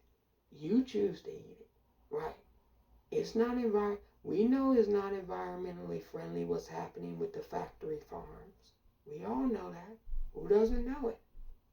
You know, if you don't, you got Google. So it's no excuse for the ignorance. Yeah. How much water? Think about this. How much water does it take to produce a small, tiny chunk of cheese that we see in the grocery store? You know how much water it takes? Now they have vegan cheese. Now, if we wanted to get together and say, hey, we want to consume and save water, why don't we just all buy the vegan cheese? And then the other cheese the regular cheese that they put out there that's bad for us anyway, they'd have to stop selling it to us. They'd have to just solely sell us the vegan cheese. We get to save water now, and we're environmentally living. Oh, I don't like the taste of the vegan cheese. Well, you didn't like the taste of regular cheese until you kept eating and getting used to it. Taste buds change. Yeah, I didn't like the taste of anything when I was a baby. I liked baby food. Then all of a sudden I was fed sausages, ham hocks, bacon, eggs. And then I grew a taste and acquired a taste for that. So your taste buds can change predicated on what you choose to eat. No, you don't want to do environmentally friendly things. Just say that. Some people will say it's about the taste. No, it's about you not wanting to. No, it's not about the taste. No. About you not wanting to do it. Just put it that way. Yeah, and that's not a political issue. You can't blame a politician for that. No politician can make you do environmentally friendly things to be more sustainable on this planet. Nobody can do that. That's an individual choice that each individual person has to make. Period. Yeah. And people, oftentimes, they'll blame politicians for anything and everything because people don't want to take any accountability for anything as individuals. So it's easier to deflect blame onto other people rather than take responsibility and accountability for yourself as Americans. That's the thing, Americans have that bad. As individuals, you all have that bad. You never want to take accountability for your actions. That's all you Americans, period. That's atrocious. It's really horrible. Americans as individuals never want to take accountability for their action. They always want to blame some external thing for their woes, their misery. Yeah. No, blame yourself. You know, they tell you in recovery, the first step to recovery is admitting that you need to recover. Yeah. Americans, the first step to gaining accountability is admitting you need to take accountability. Period. Yeah, don't stop blaming all these politicians for all your misery. They're causing some of it, but most of it is being caused by you yourself. Yeah. They're causing some of it, don't get me wrong. But a lot of it is being caused by the individuals. And even the misery that politicians are caused is by the individuals. You voted for these bastards. Americans, you voted for these people. Look at this Congress, you all. They have been bickering and arguing and fighting, getting rid of speakers. They haven't done shit. Name me two things, not one, two things they've done. Name me two big things they've done. Nothing. And they're getting paid hundreds of thousands of dollars per year to do nothing because you all voted for them. I didn't vote for these bums. I did not vote for these bums. Actually, I like my representatives, most of them. They're the ones doing something. It's the other bums all across America that aren't doing anything. My representatives are really good. I had to look at that. I had to see, are my representatives doing anything? I say, yeah, for the most part they are. But you know, if you have one representative and there's 434 other bums, what good is it if one is doing something and the other 435 aren't? And right now you might have more than that, but the vast majority are not doing anything. Yeah. They sent I tell you what happened. All of them MAGA people came out and voted. The rest of you all get on in all three elections. Here's what generally happens. Presidential elections, you all come out, all of you come out and you vote. Or a lot of you come out and vote. Midterm elections, which are every 2 years, you sit at home and you don't vote. And so what happens is you elect a president. Maybe the president is good, really wants to do something. You forget that they're from a party. It's the Democrat Party, the Republican Party. A party is not just a party of one Americans. The president needs a party. So if you sit at home during the off-year elections and don't vote for the representatives that are going to help the president, then you can't complain about the president not doing anything because you didn't give the president reinforcements. This is what happened during Obama's term. You all sat there in 2010 and didn't vote. All those crazy MAGA people who used to call themselves Tea Party people turned up and voted these crazy people in, and most of these bums have been in since 2010. Tell me I'm lying. Most of the Republican caucus who's not doing shit right now, today, have been in office since 2010. That's when they all got elected. And you all haven't thrown that trash out ever since. And now you're complaining because it's stinking up the joint. But you knew it was trash to begin with. You sat at home, sat on your asses, and didn't get out there and vote. And then you say, Obama didn't do anything. What was he supposed to do? What was he supposed to do with all these people in there? All these racist, white supremacist, Ku Klux Klan people from the South. Because that's who got up there and ran for office and said, Obama's a socialist, Obama's a Muslim, Obama's a communist, Obama hates white people. That's who got up there and ran. And they all got elected in 2010 because you all sat at home and didn't vote. Yeah, tried to act like Obama wasn't part of the Democrat Party. It's a party. It's not a party of one. You got to send other people to Washington to help the president. See, this is what a lot of people don't know. They just think, oh, the president, I elected the president, they should be able to do something. No. They have to work with Congress. And it's 435 members of Congress, and it's 100 senators. And if half of the senators are bums, half of the senators are racist, half of the senators are elderly, the majority are men, what do you think he can do? What do you think? He's some kind of magician? I just told you, the majority are men, the majority are elderly, 3/4 are racist. What the hell you want him to do? Yeah, I'm like, what was he supposed to do? Yeah, I'm surprised he got anything done. Facts.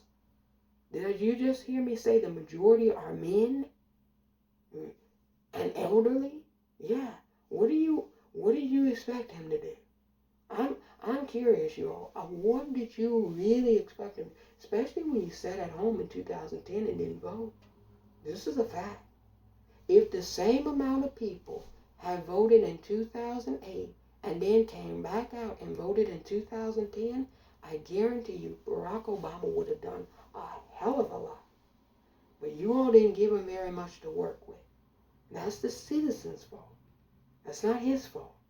So sometimes you all want to blame politicians for things that really is your fault. Because you shouldn't have sat on your ass and let all of these daggone racists get in office. And that's what happened. All of these people. And that's why they planned an insurrection. Yeah. They knew what they were.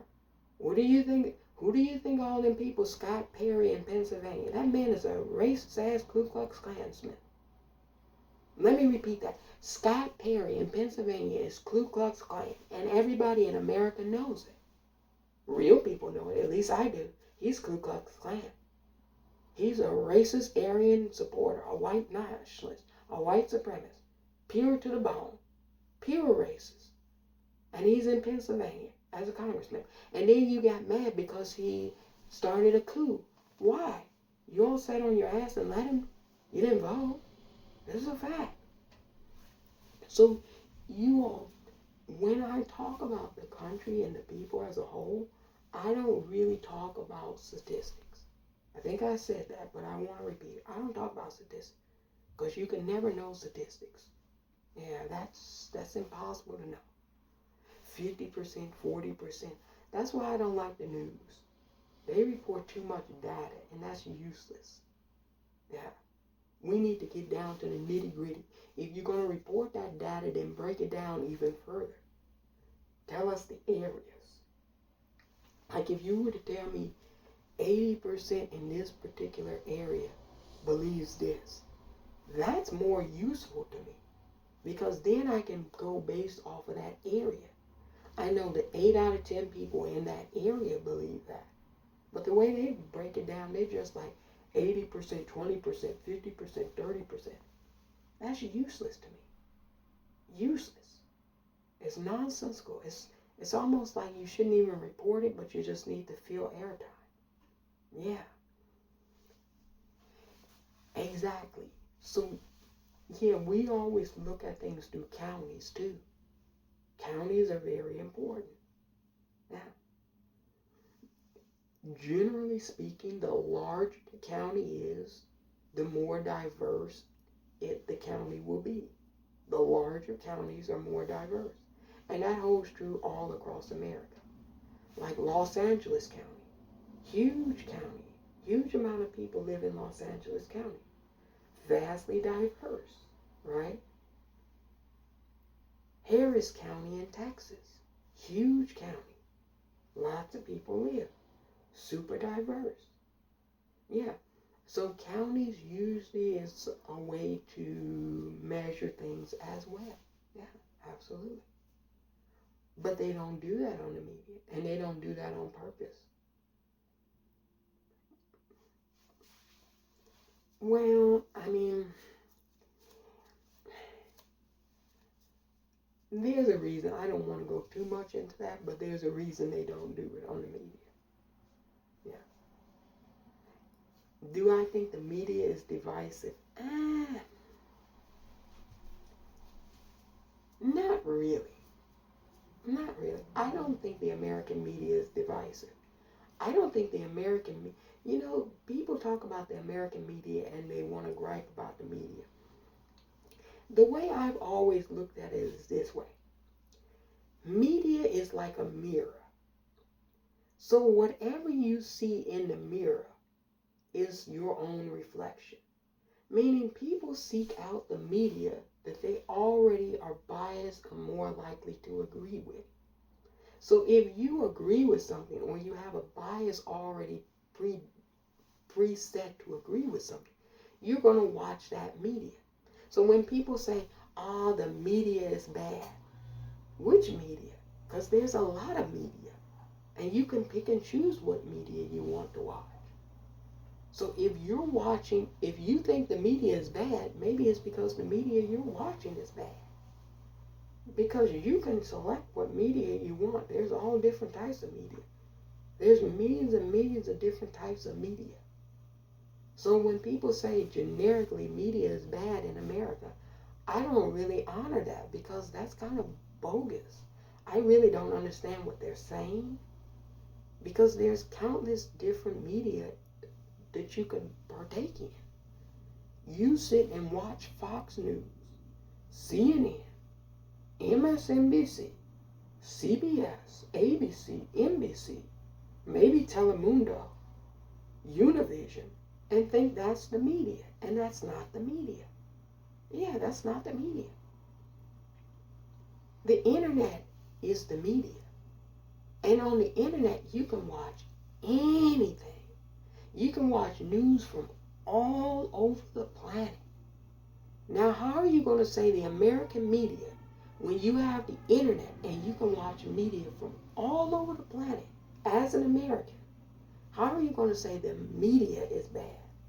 No, your choice of media is bad. Yeah, your choice of the media is bad. It's the same thing with social media. People say social media is bad. No, it's not. The people you're following on social media, they're not shit. But there's a lot of people on social media that are the shit. I be watching these little kids, on a side note, I be watching these little kids building robots. Y'all probably don't watch that. Is that bad that I watch little kids building robots? I mean sophisticated robots. These kids would be 8, 9 years old building sophisticated robots. Now you sit on social media and watch old men arguing about which bathroom to go into. Who should go into a bathroom? And then you say social media is bad. No. the stuff you watch is bad. There's a whole lot of stuff on social media. I love social media because you can just follow anybody on there. Yeah, you can follow. I follow so many different people and so much shit. Yeah, I be looking at so much shit. I well, we have a lot of good talent. That's something I can say about America. We attract good talent. Okay, very, very good entertainers. Very good. We attract some of the best entertainers in the world. Yeah. I would put our entertainers, our athletes up against anybody in the world, and I think we would prevail. That's positive. I don't know how you get positive and negative out of this. We weren't really talking positive and negative, but for the people who would say that, that's positive. Our athletes and our entertainers are some of the best in the world. And also some of the most demonized by their own citizens. Think about that. Americans, when you do have a good thing, do you appreciate it? Look at how they talk about Tinseltown and the folks who work out in Tinseltown. Now, these are some of the best, most creative minds on the planet. And just because they philosophically disagree with these people, they demonize these people, make them out to be monsters. You know? Just ridiculous, stupid stuff.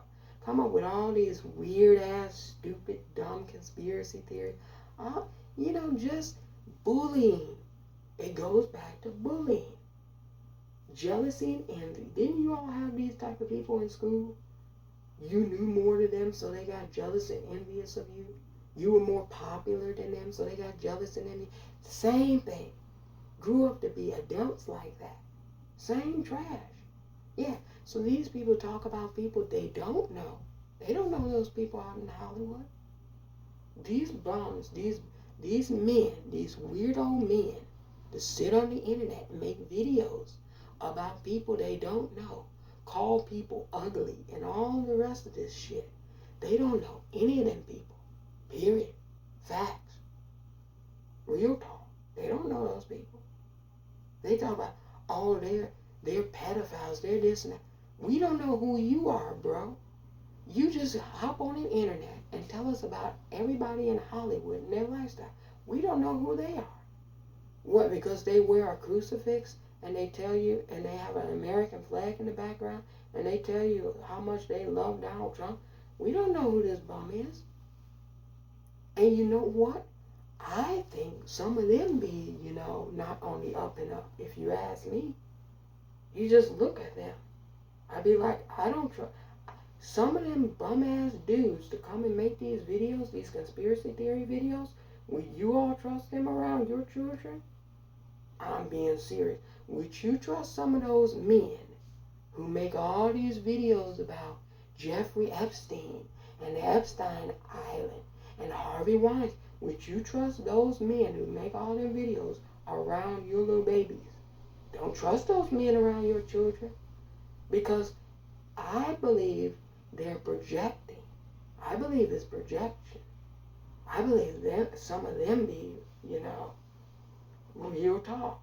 Who sits around obsessing about that stuff all day long and isn't, fantasizing or turned on by it, So I peeped game a long time ago that these, and plus they're men. I don't trust men very much.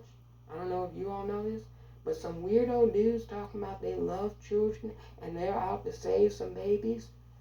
I'm going to run away from those type of people. I don't trust those type of folks.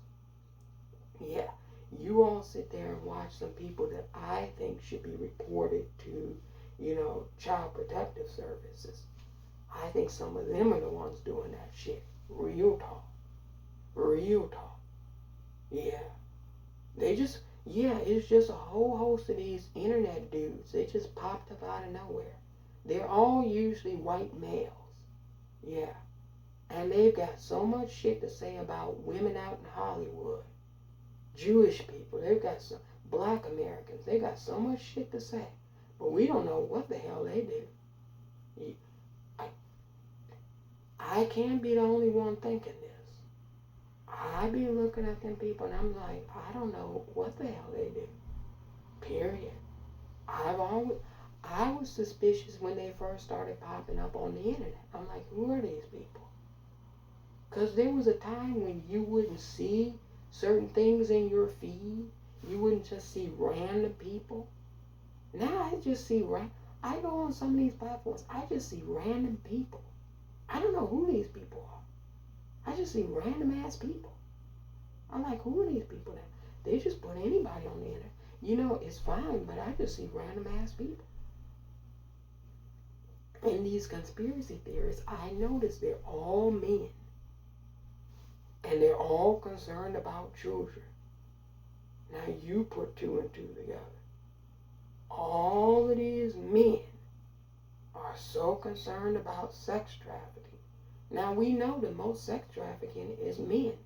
Sex trafficking children. But all of these dudes, all of a sudden, they're so concerned about sex trafficking of children. I just find that a little strange. I don't know about you all. I might be the only one, but I find it strange that a whole host of men, middle-aged, older, younger men, are concerned about sex trafficking. When we can look at the statistics and say, men are the ones primarily sex trafficking. It's not women. Women are not making these videos talking about sex trafficking. Men are. And we know they're the ones sex trafficking. Now, if you don't think they're outing themselves, I don't know what more you have to offer. To me, they're confessing on the internet. That's the way I look at it. It's a confession. Yeah, guilty conscience must be getting to them. I don't know, something. Because they'll tell you about Billie Eilish. But Billie is not doing any shit. I don't know what you're doing, bro. You're telling me about Billie Eilish and Taylor Swift and Ice Spice. We don't know what you're doing. Is it just me? I cannot be the only sane American that feels all these men just pop out of nowhere talking about they're concerned about sex trafficking when we know that men are the primary people who are committing sex trafficking crimes. I cannot be the only person. I cannot be the only person. Now, that's not to say all of them are that way, but I just find it a little strange, you all. I find it a tiny bit strange that they're concerned about children. Let me just say this. If I had some children, I wouldn't allow them to do sleepovers at most of those men who are making these conspiracy theory videos. I wouldn't allow them to do sleepovers at those dudes' houses. Yeah, a lot of them give me the creepy vibe. It might come out. There might be some huge scandal. It might come out that a lot of these YouTubers doing that kind of video stuff are creeps. I just get the heebie-jeebies. You know how you get the heebie-jeebies, a weird vibe around certain people? When I watch some of those videos, I be watching people sideways. I be like, you know a lot about this shit. Maybe you're the one doing shit. You know what I mean?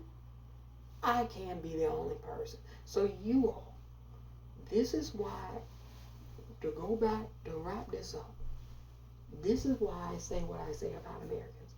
Because, you know, it's predicated off of a lot of data and experience. Yeah. It's predicated off of a lot of experience.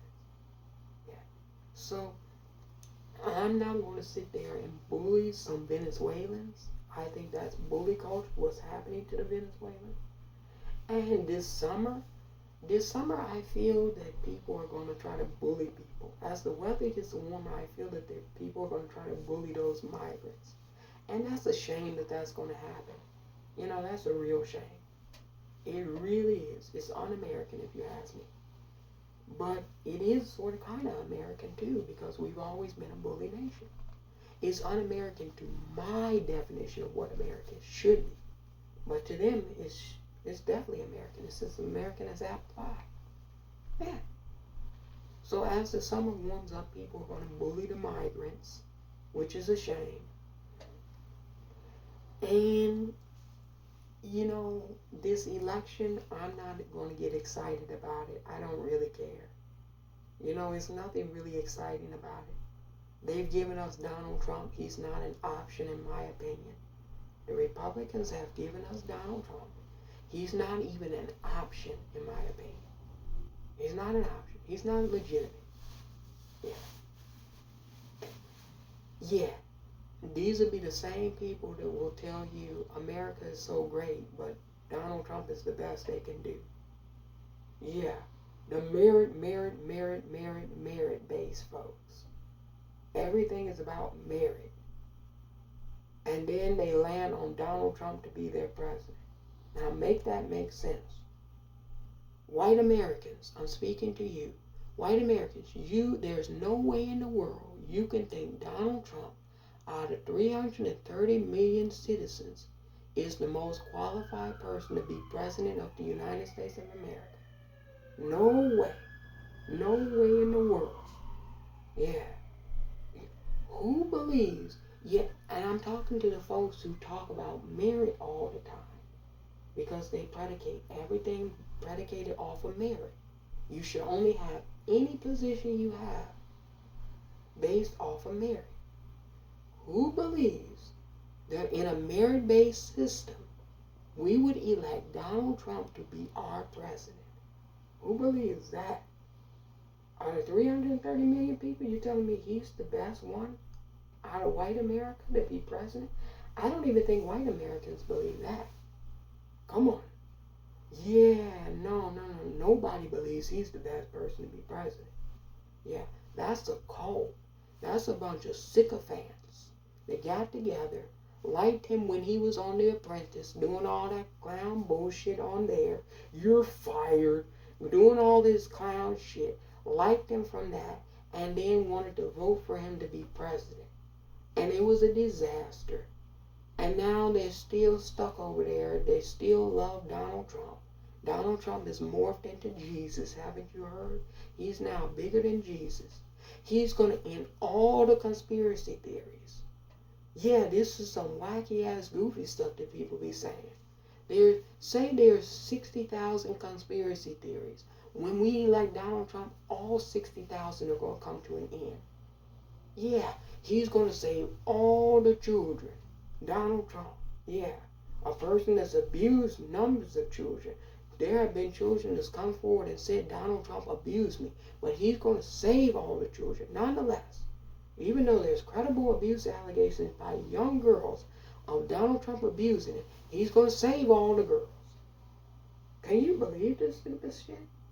I sit there and listen to this stupid shit from these people. Yeah, he's great. He's not a con man. Yeah, he just comes up with a pair of shoes and charges $399. Now, who believes the economy is such in a dire strait? Who believes the economy is in a dire strait? But black Americans have $300, $400 to buy his sneakers. Now, you cannot have it both ways. The economy can't be horrible, and then people by the masses, black American men by the masses, are buying his $400 sneakers. And that just doesn't add up. Yeah. Exactly. The math is not math. That really is some boy math. It's not math. It's not making sense. If the economy were that bad, people wouldn't have $400 to buy his sneakers. That's for sure. Yeah. And nobody bought those sneakers. They kept saying, everybody's buying Donald Trump sneakers. No, they weren't. No, they weren't. I tell you what. Go to any community where a lot of black Americans live. And tell me how many people are going to be wearing Donald Trump sneakers outside. I'll wait. Take a picture and post them all up. All the black Americans wearing Donald Trump sneakers. I haven't seen anybody wearing that shit. Yeah. Black, white, red, green, orange, yellow, purple, pink. I haven't seen nobody wearing it. You know what I think? I think what happened was He put those sneakers out, paid a bunch of people to go and buy the sneakers so he could get publicity, hoping that other gullible people would buy the sneakers, and nobody bit. Yeah, those sneakers are somewhere in a warehouse somewhere. Ain't nobody bought that stupid shit for $400. Would you buy those ugly looking shoes? They were god awful ugly. Some gold ass shoes that look god awful. Would you buy that shit? Looked like it was tacky as hell, like if you put your foot in it, it would fall apart. You know the material was made in China. It wasn't made in America.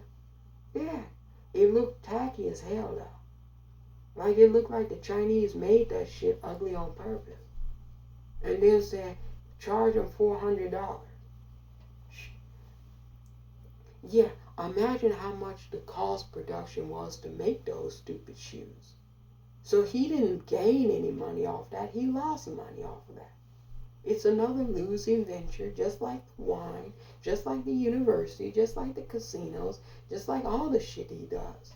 It's just another grift, another theft that he was trying to get over on the American citizenry. He's been exploiting the American citizenry ever since he came on the scene. Yeah, remember when he wanted a football team and the NFL wouldn't let him have a football team? Because he was going to try to grift and steal off of that? This is a bum. Everybody has known Donald Trump is a thief and a bum. Everybody has known that. Yeah. Right, it just took 77 years to catch up to him. Yeah, exactly. Sometimes it takes a long time to catch up to you. Exactly. And now he's trying to act like it's all because he was president. No, most of this shit happened well before he was president. The only thing that this presidential related is the January 6th shit and the documents. And the only way those things are presidential is because he wouldn't leave office after he lost an election, and he took some documents. He stole some documents. Let me rephrase that. He stole some documents after he left office that he shouldn't have taken.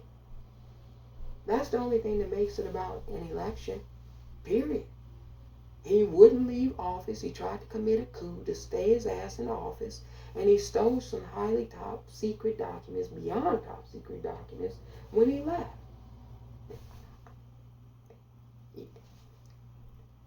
Yeah, but the New York thing was about long before he became president. He was having relations with porn stars. That's not about the election. The Trump org thing, that's not about the election. That's 30 years of him doing deceitful business with the financial institutions all throughout New York. That's not about the election. These are not witch hunts about him. Yeah. E. Jean Carroll, that was long before the election when he took her into a department store and forced himself on her. And none of this has to do, very little of this has to do with him being president. Very little. Because to be honest with you, he didn't do shit when he was president. What can you prosecute him for? He didn't do shit when he was president. Yeah, he was just on Twitter the whole day and firing the people that he hired. He wanted to play apprentice. He wanted to take the apprentice into the White House. He didn't do the job. People talking about he did something. What did he do? You know, to this day, you ask a Trump supporter, what the hell did Donald Trump do? You know they can't tell you anything that man did. They start talking about gas prices were low. Yeah, gas prices, and I tell them gas prices were low in the 90s too. Gas prices were low under Clinton. Gas prices were low under Bush. Gas prices were low under Obama. Gas continues to steadily increase under all of these presidents. So it was never lower than it was in the 90s. I remember when you could go and get gas for $1.97, $1.96. And then under Bush, it was 2 something. Then under Obama, it was 3 something. Under Trump, it was 3 something. Under Biden, it's 4 something. It's never come back down. It's never going back down to $1.97 like it was when I was growing up. Yeah. Same thing with food. A Snicker bar. Back in the 1950s, a Snicker bar was 3 cents. You could get a Snicker bar. Now a Snicker is like $2, $3. It hasn't come back down to 3 cents under any of these presidents. See, why don't Americans say this? Your prices don't go back down to what they were originally. Your prices never go down. They always go back up. They always go up. Who are we fooling? So you all, this was in response to a viewer that said, "Why? What is your opinion, and why don't you share your opinion about America and Americans?" So we shared our opinion. Yeah, somebody said, "Oh, I thought this was going to be one way and it turned out to be a..." Well, that's why you have to stay tuned. You never know. We talked about a whole range of things. I didn't know we were going to get into all of these things that we talked about. We talked about a whole lot. Yeah. Well, all of these things are predicated on choices and decisions individually. It's not just predicated on collective choices that governments make. Yeah. Because we talked about even individuals being elected is a choice by individual citizens in their communities where they live to elect people who they think would best represent them. So that's still a choice and a decision by individual people. Yeah. At the end of the day, any way you go around, slice it, and come back to it, it comes back to the individual person and the choices individuals make. Yeah. It comes back to the individual person. And I can say this, Americans haven't made very many good choices long term, for the long term benefit. We've made some good choices in the short term, but sometimes you have to think about making good choices for the long term. And I would argue that Americans, the establishment, are not very long term minded thinkers. There's not very many long-term minded thinkers in the American Republic. This has been a problem for a long period of time. People look at things on a short-term period in America and look at what things are going to be, whether beneficial or not beneficial on a short-term basis. But in terms of long-term planning, 10, 20, 30 years out, we don't really do that in America. Other countries do it. Yeah, other countries do it. And I think it's smart of them to do it. Yeah. Even if things don't work out that way as you're moving towards that goal, you can always revise and make adjustments. Look at us. We just are passing congressional continuing resolutions for 6 months, 3 months. Every week. Have you all noticed this? This is how you can tell it's gotten really bad. Every week they're passing a continuing resolution to keep the government open. They've been doing this since December. So since December, on a weekly basis, every week they're passing a bill to keep the government open. Now you telling me these bums can't get together and pass a yearly budget? 1 year? Don't you at your job have to have a yearly budget, an annual budget? Yeah, you call it an annual budget. They can't get together and pass a yearly budget. They're passing weekly budgets. Now, how long do you think this thing got to go? Any day now, this thing might tip over. This bitch might tip over any day. You know, it's like somebody that's tipsy in the bar, like really, really drunk, and they're swaying, and it looks like they might fall over. That's how this bitch is now. Any day, she might just blow over. And that's because you all got her to this point. You should have cut her off. So I blame the citizenry. You should have cut the bitch off.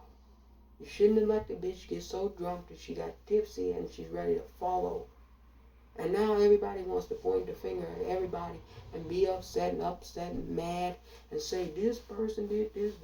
No. This L, you got to hold it as a citizen. Firstly, you got to hold it as a citizen. And then you can hold it as a group or anything outside of that. But each person has to hold this L. Because y'all all looked at this bitch getting drunk and just kept letting her get drunk, and now she's tipsy and might fall over. Yeah. And, there was problems to begin with. That's why she was in the bar, right? She was getting drunk because there was problems to begin with. Yeah. So you all never have wanted to take care. The long and short of it is you all have never wanted to take care of the situations, the problems, the real structural problems. You never wanted to take care of them in America. Americans always wanted to avoid their problems or, get distracted or just benign neglect of their problems. Yeah. There's always an excuse as to why to avoid the problems and the situation. Yeah. That's always been the thing. Yeah.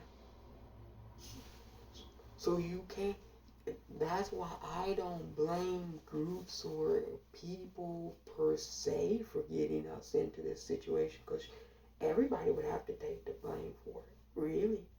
If you're being honest about it. It's not a Democrat situation that we got into this problem. It's not a Republican situation we got into this problem. It's an American problem. Man, the citizenry never wanted to take accountability for shit. That I would say, if I had to rank something as the number one thing that I have a pet peeve with Americans about, it's that. Americans don't want to ever take accountability for their bullshit. Everybody else does take accountability for their bullshit. Other people, they're so honorable they'll fall on their own sword. Americans, it's never their fault. Nothing is ever their fault. I mean, literally something can be so god awful happening right there next to them. They could be solely responsible. And they'll say, it's not my fault, it's this thing's fault. That's how bad it is in America. Americans, to me, in all my experience dealing with you Americans, you've never wanted to take accountability for why you got yourself in the situation you find yourself in. You've never wanted to do that. Never. As collective, as individuals, never. I've never seen it. I've never seen Americans take accountability. Look at January 6th. Did they want to take accountability for that? No, it was a setup. It was a witch hunt. It was a FBI insider. They were agents. Who cares? Who cares who was in the crowd? Whoever was there, y'all stormed your own nation's Capitol building. You desecrated your own nation. Take accountability for it. See how they don't want to take accountability for it? Yeah. First they told a whole bunch of lies about it. First they said it was Antifa. And I'm like, when did Antifa get a whole bunch of Trump paraphernalia? And I'm like, I know Antifa. They don't have that many white men in Antifa. This is a fact. They don't. Antifa is mostly an international organization. Yeah, it's not a whole bunch of Anglo-Saxons in Antifa. This is a fact. They don't fuck with that. I can tell you. There's more white Anglo-Saxon Nazis than there are Antifa. This is a fact. So Antifa is an international organization made up of an international collective people. There's more Europeans in Antifa than there are Anglo-Saxon Americans. This is a fact, too. So first they said it was Antifa. That lie was clearly busted. Then they were like, oh, well, it was FBI informants. There were agents in the crowd. And we were like, there were people from all different professions. What difference does it make who was from what profession? Why don't you talk about what you actually did and take accountability for what you did? See, they don't want to talk about what they did. They want to talk about how it was a setup, it was an entrapment, all of this shit. Well, the former president summoned you there, right? So did he do the entrapment? Because he was the one that tweeted out it's going to be wild come on January 6th. So he must be behind the entrapment too, I guess. Everybody on Parler, that was talking all that shit, they must be behind it too. Yeah, it's a lack of wanting to take accountability. That's what it all boils down to, in essence. And that's been, if you could draw a through line through 1619 to present day, that's what it always has boiled down to. A lack of accountability by the citizen. Yeah. A lack of accountability. Yeah, that's a separate video how this was able to last for so long. That's a separate video. Because, you know, one can argue that it's been in decline for a long period of time. But, you know, as something comes to an end, the decline becomes more noticeable. Yeah. But one can argue that America's always been in decline. People just were, you know, out partying and had other distractions. And then COVID did a number. It did a number on everybody, though. It shut down the supply chain. Everything got shut down. So, you know, if you're so great, think about this, Americans. If you're this great country, the most powerful country on the planet Earth, when everybody got shut down, everybody in theory should have been decimated. And America should have been the first one to come back, come roaring back to life, right? Because we're number one. So why are all these other countries not only back up and running, but many of them doing better than America? Many of these countries. Yeah. So this whole illusion that Americans had about being number one is predicated primarily off of ignorance. You know, you're number one if you don't know who number two is, or 3, 4, 5, 6, and 7 is. You're always going to be number one because you don't know what the competition looks like. So when you live in a bubble and you tell yourself these imaginary stories, there's no need to have drive and ambition anymore. You know, Americans don't have very much drive and ambition. Yeah, that's another reason we need immigrants. Because immigrants give you drive and ambition. They bring that with them. Yeah, they want to succeed. They want to work. They want to build up. They want to acquire wealth. Do you see these Americans? You see these bums? You see these men? That's a whole different video about American men being very trashy and bummish now. It's horrible. It's horrendous. It's horrendous. Yeah, it's horrendous. And that comes from a lot of American men not wanting to do right by other folks in this country. You know, greed and hoarding things, all of those are bad qualities to have. All of that leads to bad circumstances and outcomes long term. This is why they tell you not to do it. There's reasons for why they tell you not to do that kind of shit. Because it leads to bad circumstances and outcomes long term. Short term, you might not see the decline, but long term, you'll see it. Yeah. Greed, all of this excessive greed. Look at this. They're now charging you how much for a stick of ice cream? A pack of eggs costs how much? Really? Talking about they need to do it because of inflation. No, it's gouging.